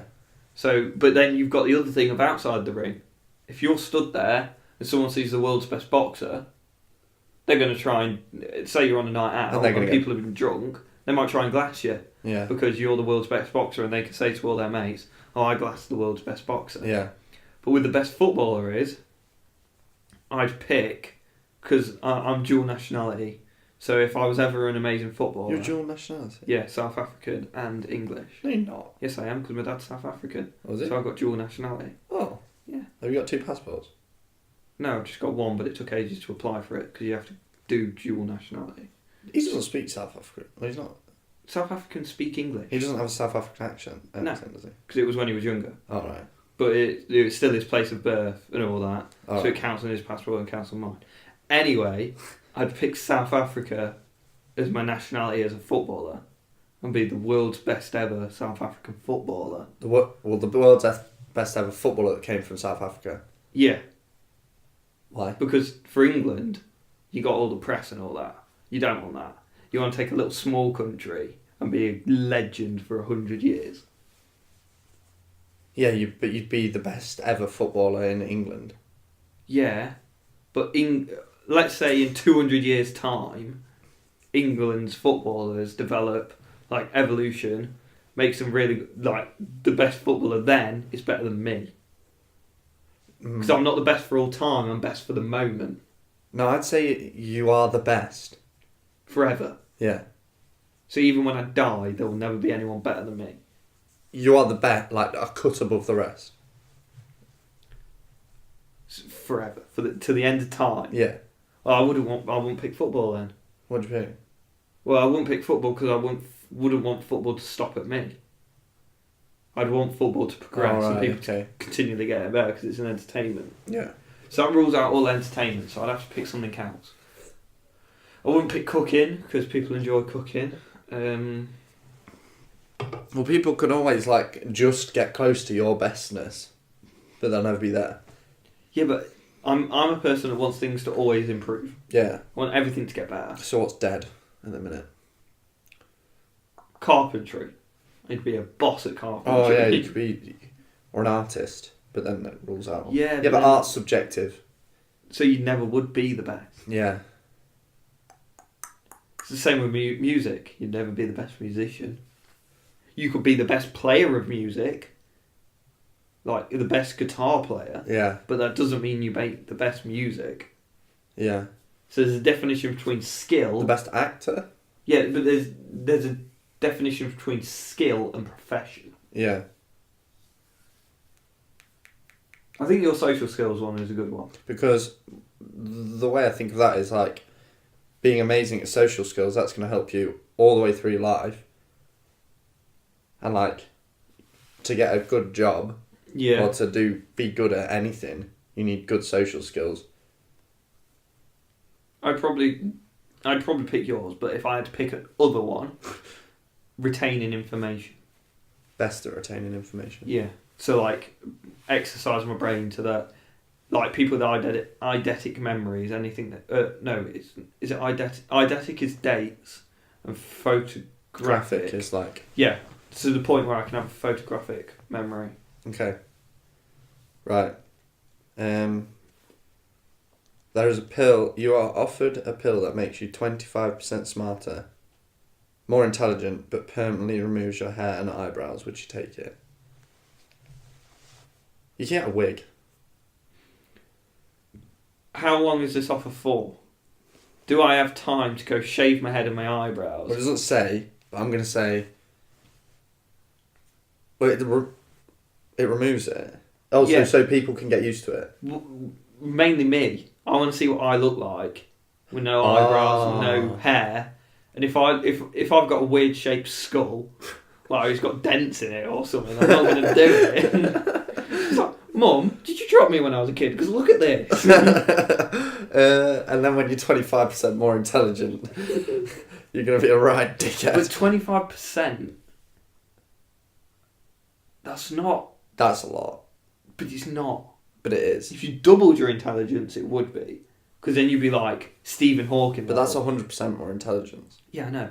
Oh, yeah. But what I'm saying is, if you double... No, I don't think I'm that far off intelligence of Stephen Hawking. Like, what? Like, as in... No, because he can retain information, and he's learned a thing that is based on, like, things. Do you know what I mean? I think, in my opinion... This is going to be way out there. I'm going to be quickly Googling something while you go through this, so I'm trying not to be rude, but I need to get a little fact to try and debunk you. No, there's two types of intelligence. There's the ability, this is what pissed me off about school, there's the ability to retain information and pass an exam, and retain information and apply it to like things, hypothetical things that you make up, which is what he does. Like he takes physics and maths and applies it to situations and tests whether those things will happen or not. Or there's people that are creatively intelligent. I think people that are creatively intelligent with spontaneous minds that could get themselves out of situations, talk themselves out of any situation, are just as intelligent as people who like know. So you're talking about different ways of testing people? There's different types of intelligence. I think I'm more intelligent in the like I can think of like for example, in drama, I used to be very good at ideas. Yeah. Like thinking of ideas on the spot for things, like a play or whatever. And I was good at that. But in terms of retaining information, that like maths and physics, and then applying that information to things that I needed to, I wasn't good at that. So I think it's more of a skill to be like real world intelligent than like retention intelligent. Yeah, it's like if you asked a bird to swim, it wouldn't be very good, and if you asked a fish to fly, it wouldn't be very good. Yeah. But it doesn't mean that it's shit. Yeah, it doesn't mean it's less of a... like... Just because you can't do something one way or perform a certain skill doesn't mean you're not intelligent. Yeah. Like my intelligence for like retaining information is probably like maths, for example, information is like probably like 75% lower than his, like Stephen Hawking or whoever. But my ability to walk is way higher. I was about to say that. I was like, I'm not saying it, I'm covering my mouth. Like, no, I'm joking. My ability to... score a hat-trick.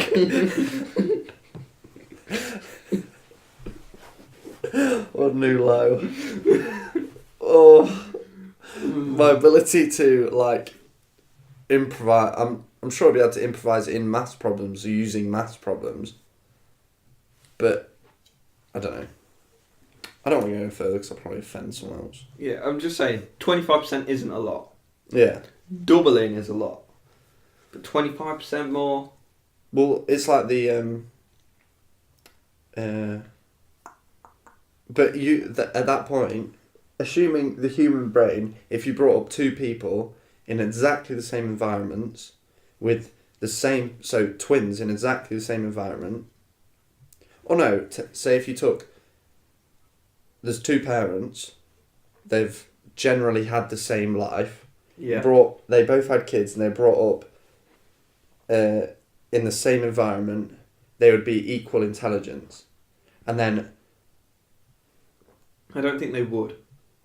In exactly the same way. So every day is exactly the same for each kid. Yeah, but you're talking about nature between nurture. Yeah, there's a lot of arguments, like, are different races better at consuming information than others? Like, because Asian people are a lot smarter than...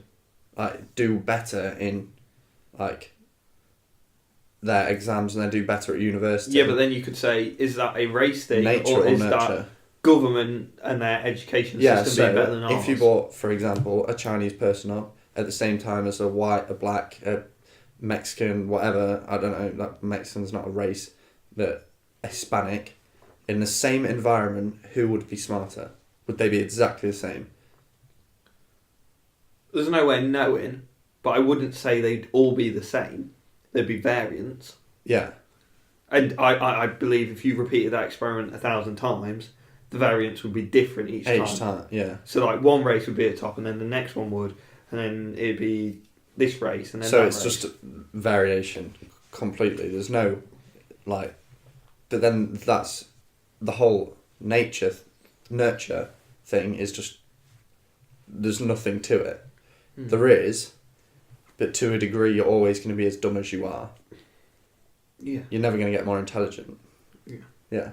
Well, you're not never going to get more intelligent. Yeah, you can gain intelligence to a point, but because of your DNA, I take it as nature, let's say, out of 20... So let's rate... Oh, percentage. Let's rate... percentage. No, hold on. I'm going to get to percentages. So rate anything like intelligence or athletic ability or anything like that, or 20. Say you are, by nature, going to have 10 intelligence out of 20.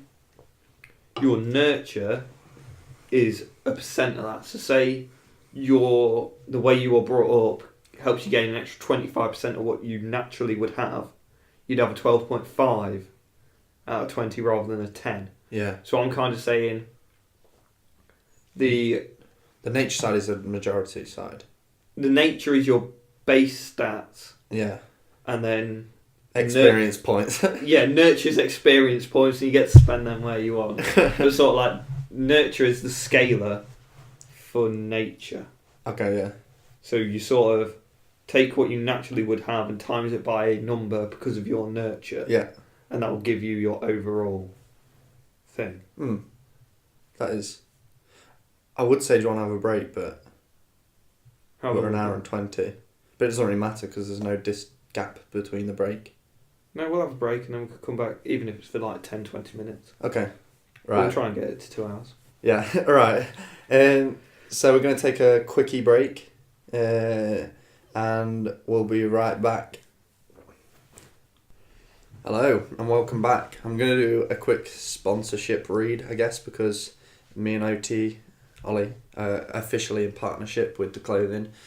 So, today I'm just going to look right now. This is live OTA Clothing. So you can go to OTA Clothing for really nice, really clean, like brand. Like it's a really clean brand. It's like really well designed. All the like it's all. I'm trying to put it into words because it's difficult. I've never done a sponsorship read before, so you can go to OTA for the brand for casual occasions is what it says. Take your style to the next level by shopping with our quick and stunning online clothing store. We provide around around the clock customer service and all important product information. We need to make the most of our shopping. You need to make the most of your shopping experience. Interested in trying something? Browse our inventory and find just what you're looking for. So I'm on the homepage on my phone at the minute. There's got a really nice rose gold watch with a white strap that looks pretty smart. The same colour but with a black strap. Then a white just crew cut neck t-shirt, a polo t-shirt, a black polo t-shirt, a navy and a black polo t-shirt, and then a black crew cut, a jumper, a hat, another jumper, and that's it at the minute. But obviously in the future we're going to have the Lucid clothing brand on there. Steve's just walked back in. He was trying to do it discreetly. I'm giving away. But yeah, so visit OTA now. There's free shipping on at the minute, which is a great deal. So yeah, I'll link OTA in the description. Yeah, awesome. Right, so we're gonna talk for a little bit, about half an hour more. Yeah. We're going to talk about Black Mirror. If you could describe Black Mirror, right? We're going to go spoilers. So if you haven't seen it, well, not necessarily spoilers. We'll straight just away. talk premise and stuff. Do like premise and that. Like Black Mirror is a thing where none of them are connected. They're all anthology stories. So, I'm using big words. So they're not.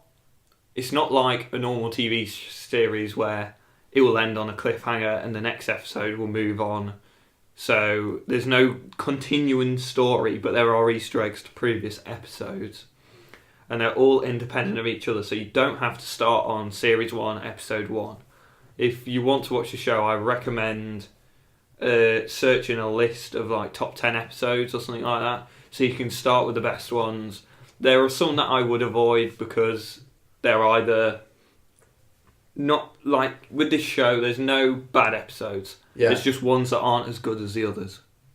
I wouldn't even say aren't as good, it's just personal preference. Yeah. Because the episodes, I'd say, like, they're very similar, but so different. Does that make sense? Like, they have the same, like, dark undertones, and technology is what is mainly the driving force for that each episode, each season, but they are very, like, the premise of the shows it's like there's always a twist at the end, essentially. There's always a twist at the end, and you more often than not, never see that twist coming. Or it sets out a very hard and fast premise, and the premise is kept and set out for the rest of the... I do find, though, with the later seasons, I start guessing the twists. Yeah. Yeah, because you didn't really... Like, when I first started watching it, I watched it when Season 3 was released, I think. And I just watched whichever episode I wanted to, in any order. Which, it doesn't matter, because you can't, but... you kind of want to build yourself up. So I've got a list of season 1 episodes, and we'll go for each season. You say which is your favourite episode, and we'll talk about that one. So I've got National Anthem, sorry. So that's... I know that one. That is The Life of David Cameron. 15 Million Merits. And didn't really like that one. Entire History of You. Entire History of You is my favourite out of that season. Yeah. We'll talk spoilers about that one. Yeah. Okay, so Entire History of You is essentially, you have this implant in your brain which allows you to record through your eyes, record things that happen and replay them instantly, like through your own eyes. So the first example in the episode, so this is kind of non-spoilers at the moment. The more we get into the episode, it will go into spoilers. But he has some sort of, it's either a job appraisal or job interview or something like that. I can't remember, it's been a while since I've seen the episode, and he's going back over what they said to him and the way they said it and their body language, like zooming in on the body language so that's kind of the idea. With Black Mirror, it always starts off, you see the good intentions of a technology, and then at the end of the episode you see when it's gone too far. Yeah. but it also sets the grain of people, sets like the theme and the seed that people are obsessing over stuff. Like, a great example is this podcast. First podcast we did, I went back and listened to, I was like, oh God, I hate the sound of my voice. Yeah. I shouldn't have said that. I would have said this in a different way. And it's kind of that thing where, because that's just audio, but if you've got visuals as well of what you could have done differently, like the way you sit or something in a job interview, and it just gives them so much more to look over, and it kind of brings up the topic of people doubting themselves because they can see what they did. So rather than being natural, they're trying to be what they think they should be. Yeah, for themselves, sort of thing. Yes. Yeah. So then the episode moves on and they're having a dinner party. And he goes like, doesn't he go back and think who's at the dinner party and if he's seen him before? Yeah, so his wife says, oh, so-and-so's going to be there. And it's like, oh, when did we meet them? Goes back, this isn't actually what happens, this is just off the top of my head what sort of thing it's like. So he goes back to like a wedding or something that he's been with them with, or a previous party or something like that, and remembers who they are. And at this party there is a woman who doesn't have a grain. Yeah. And she's gone grainless, as they say. Yeah, the thing implanted in your head is called the grain. And behind her ear. Well, no, she got it stolen, didn't she? She got it robbed off her. Did she? I thought she removed it herself. No, someone cut it out of her head. And she was like... Someone said it... Because they were at the dinner table when it happened. He was like, oh, was it painful? She was like, yes, very. Right. And then one of the people in it is very against her not having it re-implanted. What I don't understand about this... They're all very rich in this show. In this episode, sorry. And... you kind of never, like, is it only for the rich, or does everyone have one? I always take in the premise to a Black Mirror episode that this it affects everyone. Yeah, that this technology is widely available unless the episode says. Yeah. So if an episode says, for example, in season 4, there is an episode where they talk about this is on trial at the moment, this technology. Oh, yeah. And so the person that accepts this technology, it's in its very early stages, so you know that not many people have this. So, back to season 1, episode 3. So it starts to develop problems. We're going to start sort of going to spoilers here. Yeah. So after the dinner party, I think he's looking back at how his wife interacted with one of the guests. Yeah. And the other way around, like the guest interacted with her. Yeah. The guest is a man. Yeah. So he's like looking over it, obsessing over it like he did with the job interview. Yeah. And he's reading too much into minute things. Yeah. Now it turns out that he's right. Yeah. But it's kind of one of those things where if people obsess over something, they'll come to the wrong conclusion. Yeah. But in this, he came to the right conclusion, but in the wrong way. Yeah. So then... It's kind of like... At the end of the episode, essentially, we're in spoilers, so it doesn't matter. He is obsessing over the interaction of a man with his wife, and he assumes that they've either had an affair or a relationship in the past that went on longer than she'd told him. Yeah. Because she told him it was like a week, and then it turned out to be a month, and then it was like 6 months or something like that. Well, this comes back to a key part we missed out. The man and his wife have sex. And so both having sex, they rewind to a previous experience. I think if I remember rightly, the wife rewinds to with this guy. Oh, really? No, I don't think they show that. They show what he's thinking about, but I don't think they show what she's thinking about. I think you assume that they're both thinking about the same situation. Oh, I always assumed that she was thinking about the other guy. Oh, really? Yeah. Because I thought that's where it came... See, I haven't seen this episode in ages. Yeah. I've seen it more recently, but... It doesn't say that's the case, right. But it doesn't say it's not. It doesn't explicitly say it, right? Yeah. So then that's where it kind of comes from, and then kind of builds up. The guy confronts the other guy. I forgot any of the names, so it's just Guy 1 and Guy 2. Confronts him and breaks some stuff in his house. Yeah, and then he forces him to delete the memories of him having sex with his wife. Yeah. So that kind of links with So with this technology, it kind of talks about CCTV. Yeah. But the other thing I thought of is when people are in relationships and they send photos to each other of a certain nature, and then when people break up, whether people delete them or not. Yeah. So that's kind of another... So with technologies in Black Mirror, it's never one technology taken to the nth degree.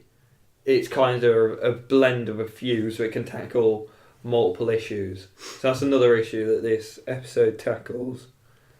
And then it ultimately leads to the main guy. He cuts out his brain.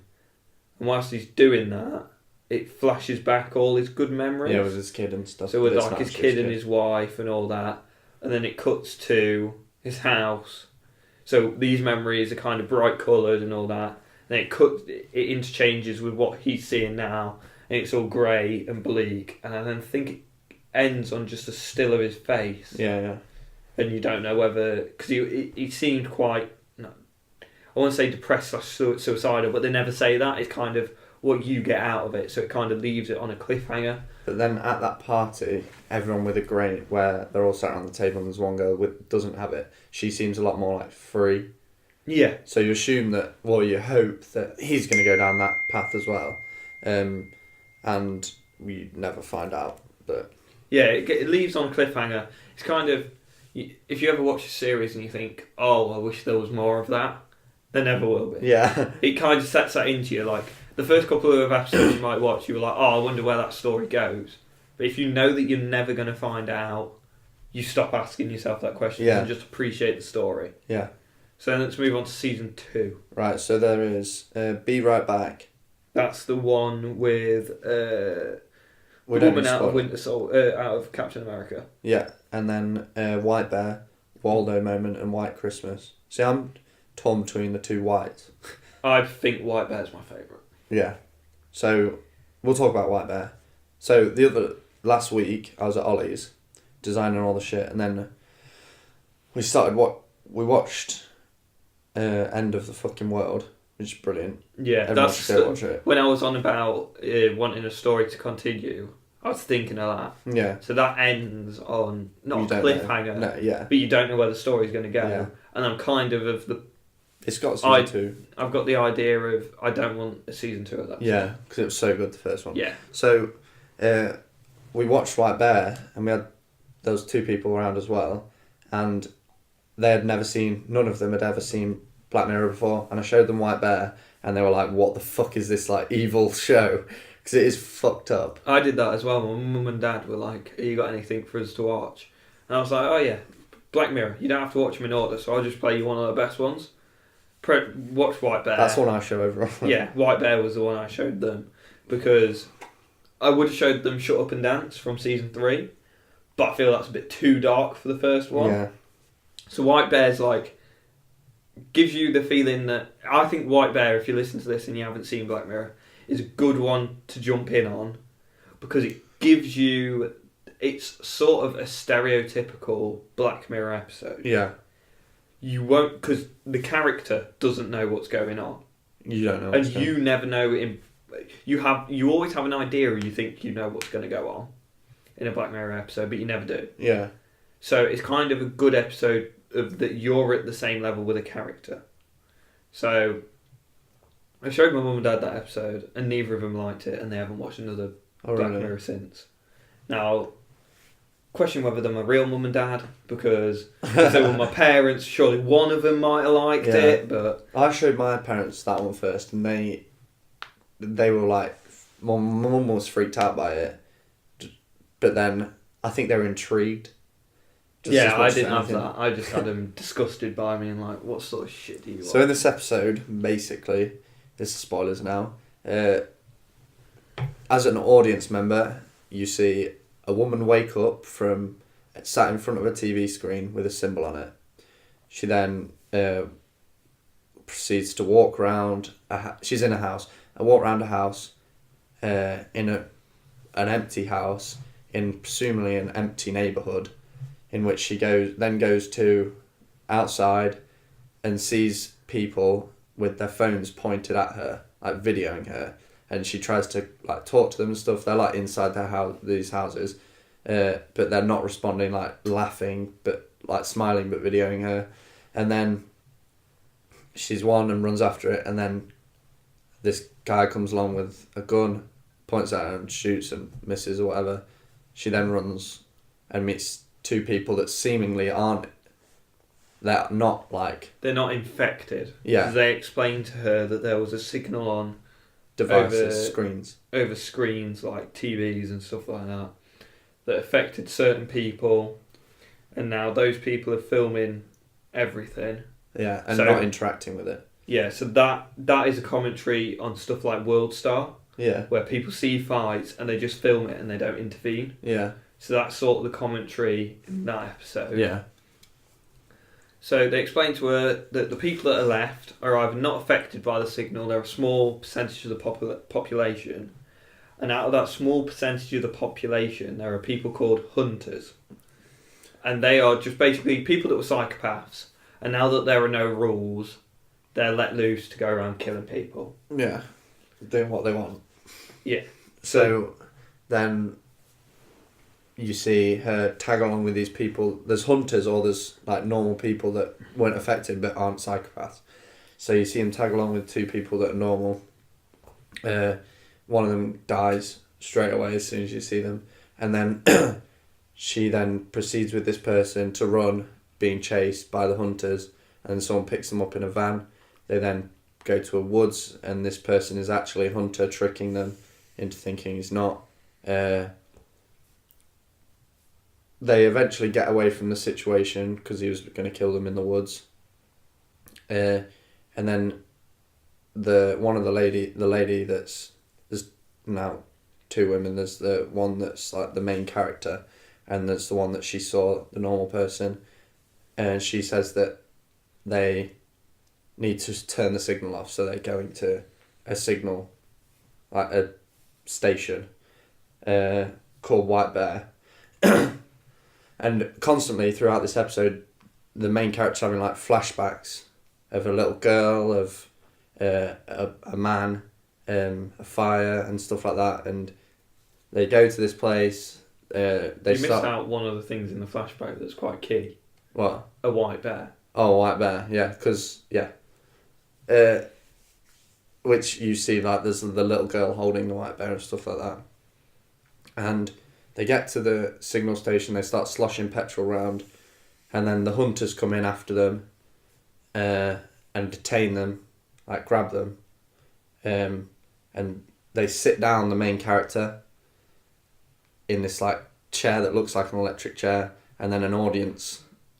Then these doors open at the back that didn't look like doors before, and an audience is in front of them just like screaming and laughing. And you're told, it's explained to you that this lady was the wife of a murderer to a little girl who he burnt her alive, and proceeded after that to kill himself in prison. And people didn't think that the justice was served, and that justice needed to be performed on the main character. So you find out that everyone that's been involved in this are actors. Yeah. And all the people with phones are actually people, paying customers. Of an amusement park, essentially. Yes. To sort of be like extras to add to the narrative, but they also get to film her distress. Yeah. Now, with this episode, I think it asks the question, does the punishment fit the crime? See, what she did is like, she filmed it happening, filmed the girl burning. She was complicit in it. I'd say she murdered that girl. Just as much as he did. Yes. Yeah. She didn't make any attempt to stop it or anything like that. And the punishment for her now is an eternity of her waking up. Well, they wipe her memory after each time. Yeah, sorry. We missed that out. They wipe her memory at the end of the day, and then they reset it, and then they keep going again and again and again and again. You assume forever, because they never say that it's not, unless it's just a life sentence. Yeah, I assume she got life in prison. Yeah. So the punishment for her is like torturing for eternity, but she only ever experiences one torturing, and it'll be the last one, if there is ever a last one. See, I don't think the punishment fits the crime. So what would the punishment for you be? Just a life in prison? Just life in prison. I think prison is enough. Yeah. Because it essentially is torture. Yeah. Now, given she forgets every day what it is. Yeah. But I think if you woke up and didn't know who you are, that's probably torture enough. Yeah. Then to add on top of that being hunted in a dystopian world where you're constantly stressed and tortured in that torture scenario when she's tied up in the woods, I think it's too much. You think it's too much? Now, guaranteed, killing children is probably the worst thing you can do in this world. Yeah. And I think that's the point of the episode. Yeah. Is she's committed the worst crime. This is the worst punishment we can think of. Is the punishment equal to the crime? Yeah. And I say no. Yeah. What do you say? It'd stop anyone from doing it. Yeah, there is that sort of angle it's to it. It's like a precedent to be set. And are you're never told whether she's the only one there? How long it's been going on for? Well, if it's an amusement park, I presume she is the only one. But they're going to have to bring in more. Yeah, but it's a large setup. Well, no, but she could be ran from 12 till, 2. Yeah, but it seems to take all day over the course of the episode. Yeah. Because it's night time when they bring her in. And she wakes up early morning. Yeah. Now, there could be multiple of these amusement parks around the country with different criminals. Or this could be the first one and the one that hosts the rest. Because they tick off the dates, so it must have been going either because it was October and it was like the 20th of October he had ticked off. Yeah. So it's been going at least 20 days for I know, for all we know. So I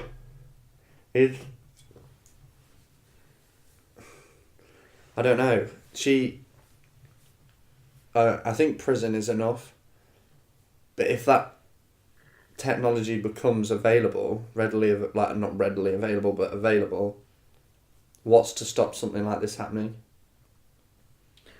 See, morals is what you'd hope, because once you wipe the memory of that person, are they a new person, or are they still the same, in her case, violent? Well, it goes back to what we were talking before the break. Is it in her nature to be like that? Yeah.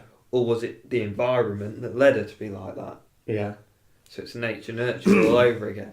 Now, she's very stressed and she cries a lot and she's never mean or aggressive to anyone. Well, she is at one point. What point is she? She throws a brick at that guy, doesn't he? That's oh yeah, one of the extras. But wouldn't anyone act like that? Yeah. See, that's an environmental thing. Yeah. Yeah, I think prison is enough. Yeah, I think the punishment is a bit too much. It could be like it's ran for a year and then that's it. She's in prison for the rest of it. Even a year. Yeah, but she doesn't know. Like body it goes through the stress. But when she's not who she is, she'll never remember who she is.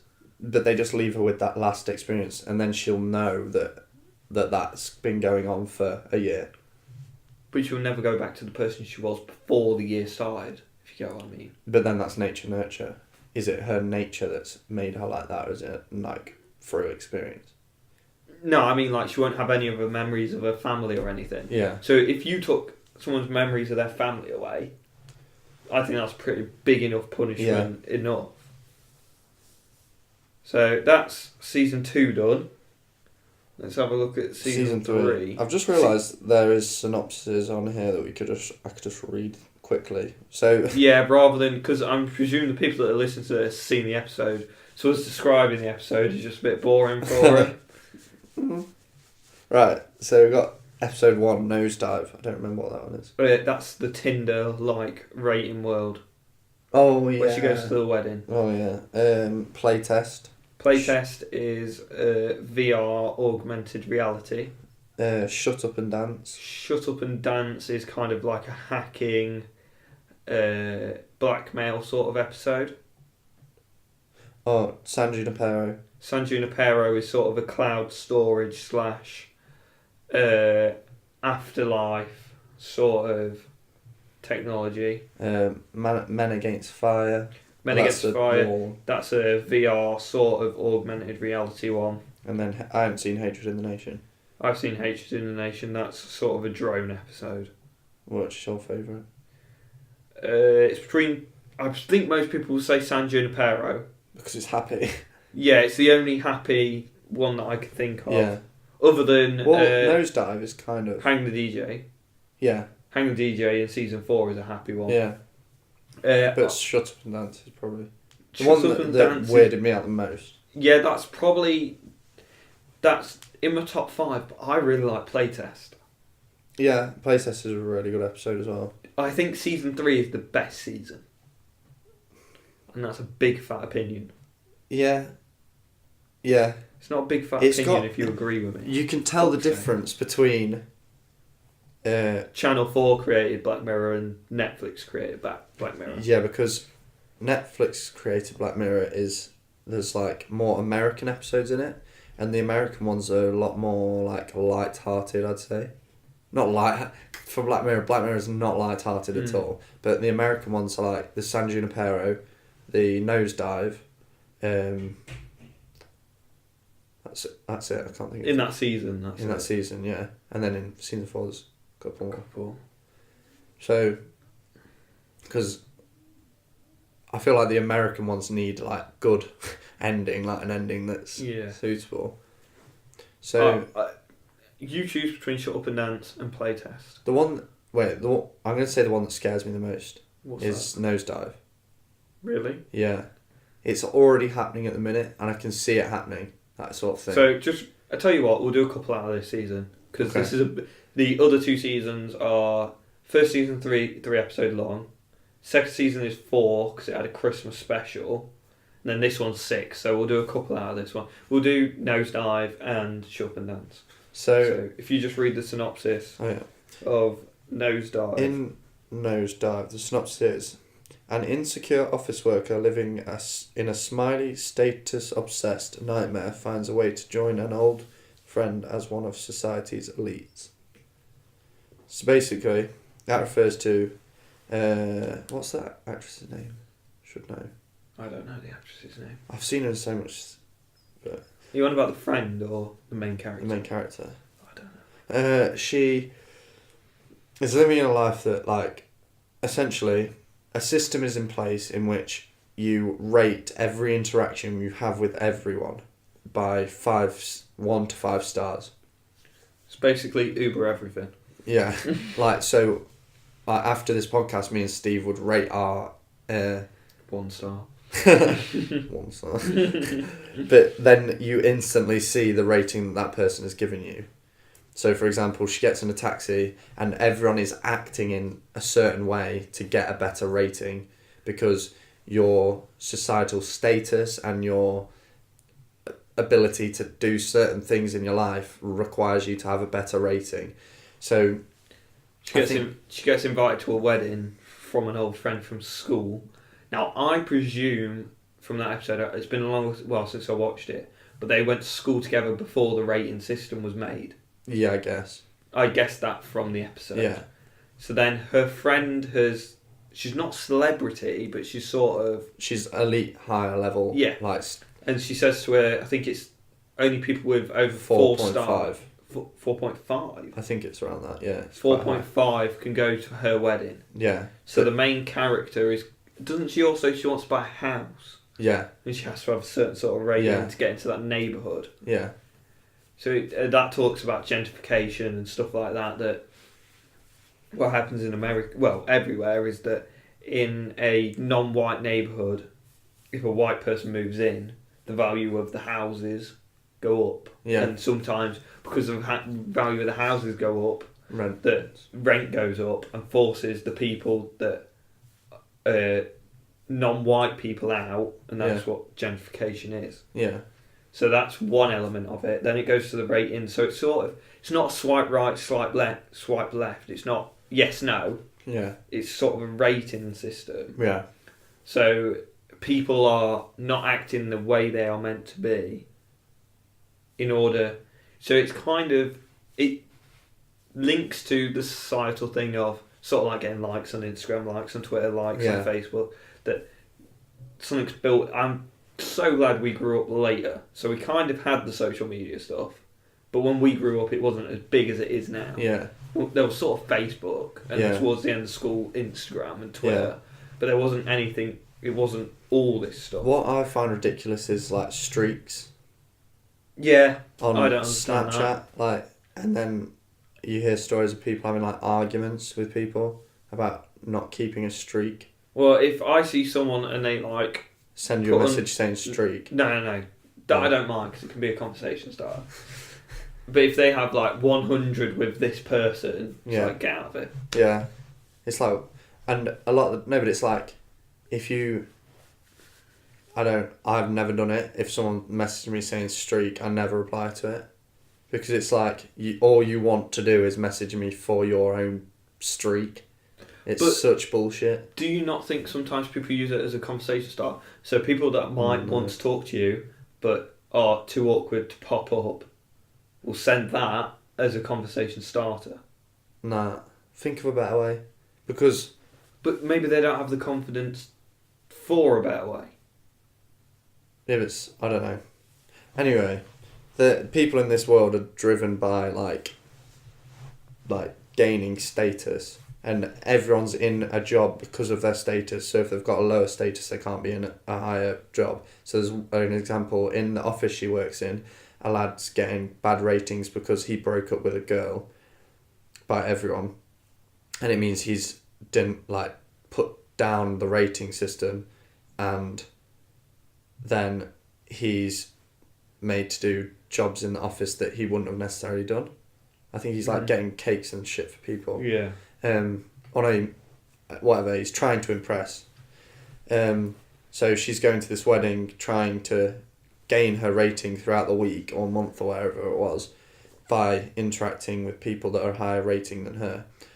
Because I think if a person with a higher rating gives you a higher rating... It's more rating. It means more. Yeah.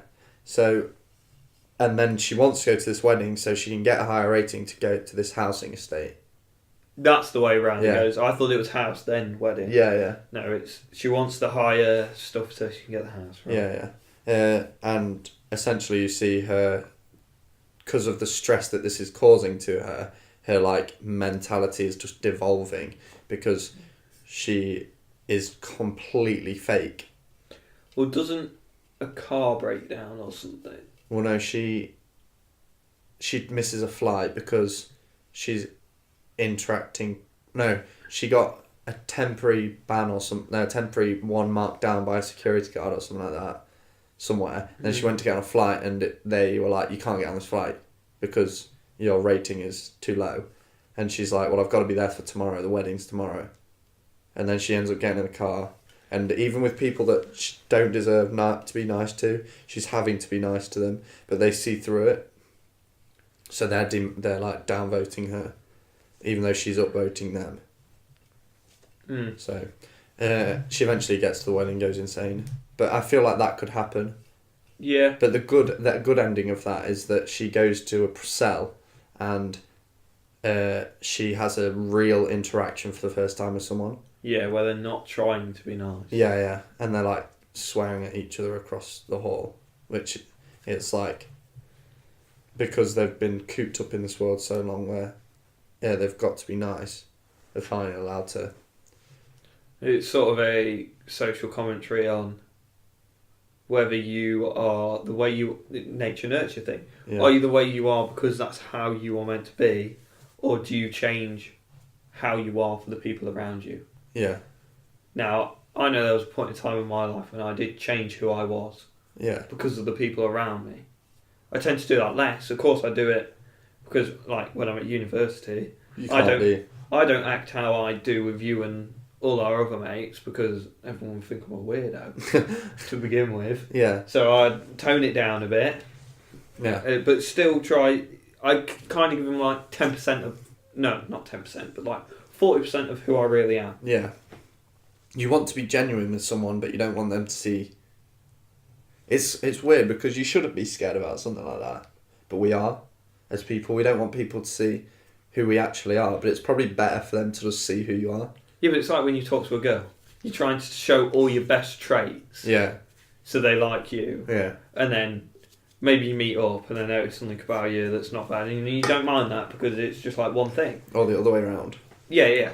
So this can go either way. And then maybe you get together and over a couple of months you notice a couple of other things. And then slowly it mounts up, and then that's kind of the real test of a relationship of whether... the good stuff is worth. And also, you don't mind the bad. You understand that people aren't perfect. Yeah. So yeah, they see through... See through the rating system of people being fake. Yeah. Because there are a lot of fake people. But I feel like that's one of those things where everyone sees through it, but they just allow it to happen. But I think for me, what I see is that the government has introduced this as a way of societal control, because people don't want to be rated badly because of the things that can be affected by the bad rating. Episode? Yeah, this doesn't happen in the episode. Right. This is me guessing what... Presuming that the government has brought this system... See, I always thought it was a commercial-based thing that evolved into a government thing. Yeah. Rather than a government saying, yeah, no, you've got to rate everyone. Yeah, I'd say that's more likely. Yeah. But then I think a government will have adopted that and been like, this is a genius idea to make people... Out of 5, what do you think your rating would be?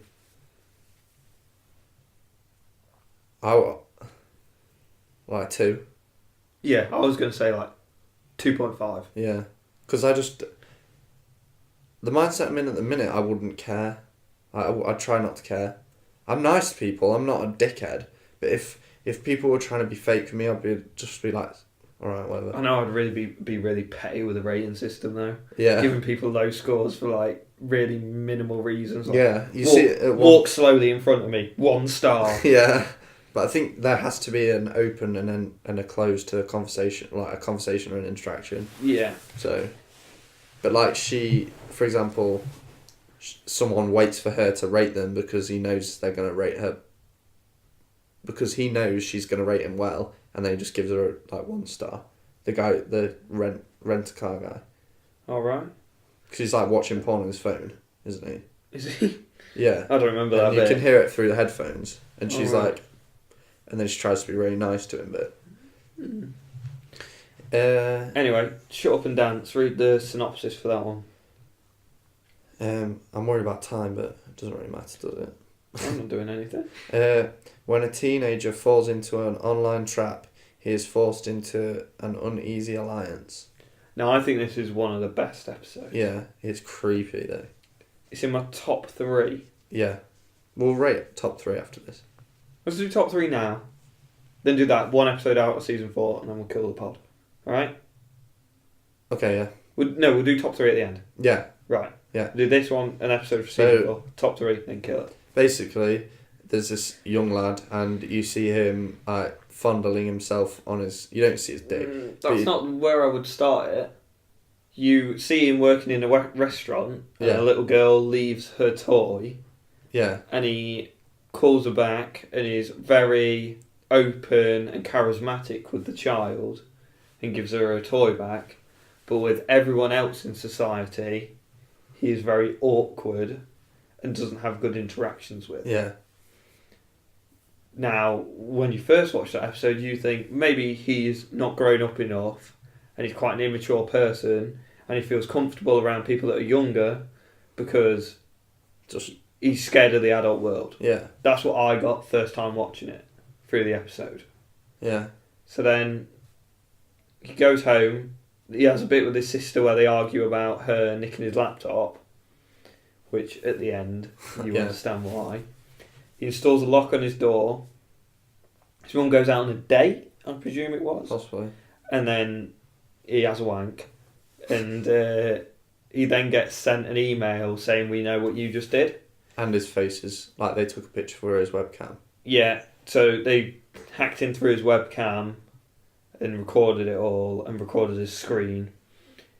And then it plays out. He has to do a load of tasks for them. They're all time-pressured tasks. He meets other people that have also been pressured by this group, these hackers, to do stuff. And then, so it starts off, he has to bike from work to a car park in a certain amount of time. And he looks on his phone and it doesn't say it's doable in a certain amount of time. So he has to really push himself, like, physically. Yeah. So he goes to there, gets delivered a box. He then takes that box to a hotel. On the journey, because he can't bike anymore, he has to get a bus and all that. And he looks into the box, and it's a cake for somebody. Yeah. Anyway, goes to a hotel room, meets this bloke. This bloke then finds out that people know stuff about him and blackmailing him. Yeah. This bloke is Bronn from Game of Thrones, one of the better characters. No, you haven't seen Game of Thrones. Yet. So it's him. They have to drive somewhere in a certain amount of time. They bump into somebody, they want a lift to somewhere, and then the people know that they're not going the right way. So they're like, turn around or else we're showing everyone. So he like boots her out the car just in time. Yeah. Then cuts across like 2 lanes of traffic. He's going like 90 and a 30. Yeah. Anyway, they get to a bank. And they're told to rob it. Yeah, one of them's the robber, one of them's the driver. And this kid, Kenny, has to rob a bank. And so he clearly doesn't want to do it. And he, in that predicament, let's say, without giving away the ending, at this point, would you have done anything? No. No. At this point, I wouldn't have done anything instead. I'd just been like, alright, it's a video of me. Right. People are going to forget. Given... No, wait, I'll ask you that question at the end. So, he robs this bank. He's very stressed. Works himself. And all that. Gets away with the money. Then they go to a field. Then they tell Bronn from Game of Thrones to go. Like, he's done. Yeah. And this whole time, people that Kenny have bumped into are being told they're done, their part is done. Yeah. And he's after doing more and more and more. Yeah. So then he goes to deliver the money in a forest, and there's another guy there who's drinking, like pretty drunk. And then he sets up a drone, and the drone flies, and then they both get a text message saying, Fight to the death. Fight to the death, winner takes the money. So then it cuts away to all the people that have been involved, and this they get sent a troll face. Yeah. And then all the stuff that they said they wouldn't release if they did the stuff, they released. Yeah. And then it cuts back to Kenny covered in blood after killing this bloke. And then he gets... police cars turn up. Oh no, his mum rings him. Yeah, and as the police cars are turning up, his mum rings him and screams down the phone, "What have you done, Kenny? Not kids, Kenny." Yeah. And then the episode ends. Yeah, so not the assumption, the implications of that is that he was a pedophile. And that's what makes the interaction with the girl at the start all the more sinister. Yeah, and then also in the middle of the episode thinking, oh, I would never have done this. Yeah.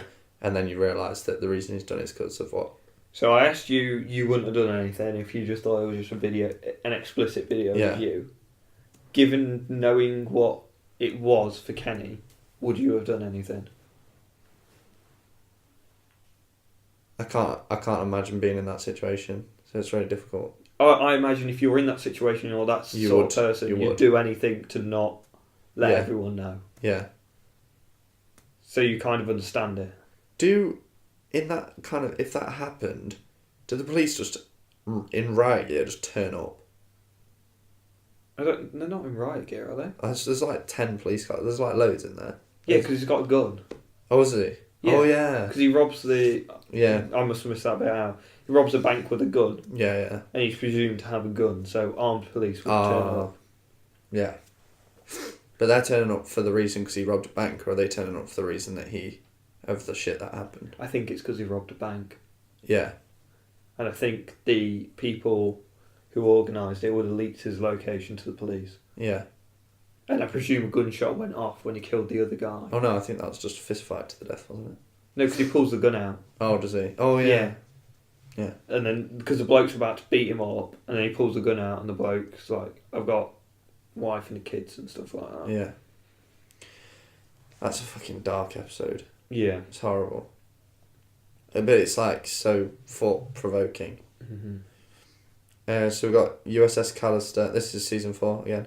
USS Callister, Archangel, Crocodile, Hang the DJ, Metalhead, Black Museum. I haven't seen Metalhead yet. Metalhead is the only one I don't like. Oh really? This season, that season is so good. Season 4.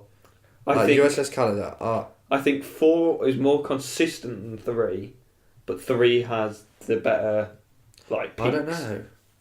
See, personally, not many people. I haven't heard many people say that they like Crocodile. Not like it, but it's good. Crocodile. Yeah, but that people will say that their favourite episode is Hang the DJ. Mine's not. Mine's USS Callister. Oh really? I do like Hang the DJ. I think those three are like on par. Yeah. And then Black Museum's on par as well. I really like Black Museum. Not the greatest fan of Black Museum. How about we don't talk about season 4 because it's only just come out? Yeah, give people.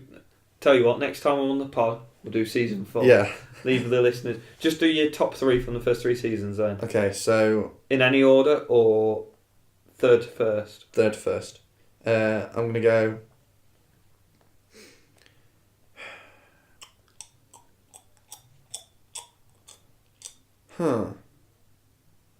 It's really difficult. They're all so good. I'm going to say, I know 2 of them, but I'm split between. I'm going to say Entire History of You 3, White Bear, White Christmas. It's probably my order. I'm going to go 3rd, White Christmas. No, 3rd, White Bear. Yeah. Just beating White Christmas. 2nd, Shut Up and Dance. And then 1st, Playtest. Oh, really? Yeah. I think the only reason Playtest is 1st for me is because it's an underrated episode. Yeah. I don't think it's the best, but I don't think it doesn't get enough appreciation. Yeah. So that's why it's taking my top spot. Okay. 2 hours and 12 minutes. Hell yeah, my dude. Yeah. Right, so things this week. Follow the Twitter, Poddy, or Pody. Lucid Poddy, Poddy, and then, yeah, if anyone got to the end of this video, congratulations. Subscribe to the channel for more Lucid podcasts. Watch out for the clip shows during the week. Yeah, watch out for clip shows. There'll be 2 during the week, and I'm actually thinking of releasing one tonight. What, tonight, or is in tonight the day it's uploaded? Friday night. Friday night. So if you listen to this, it'll be released or not. Let me know from the future if it's been released, because then I'll know if I should put any effort into it. Alright. Right, thank you for listening, guys. We'll see you next week. Well, yeah, next week. You're gonna bye. Are you going to say bye? Say it again. I already said bye. Go on, say it again. No, I'm not saying it. Right, bye.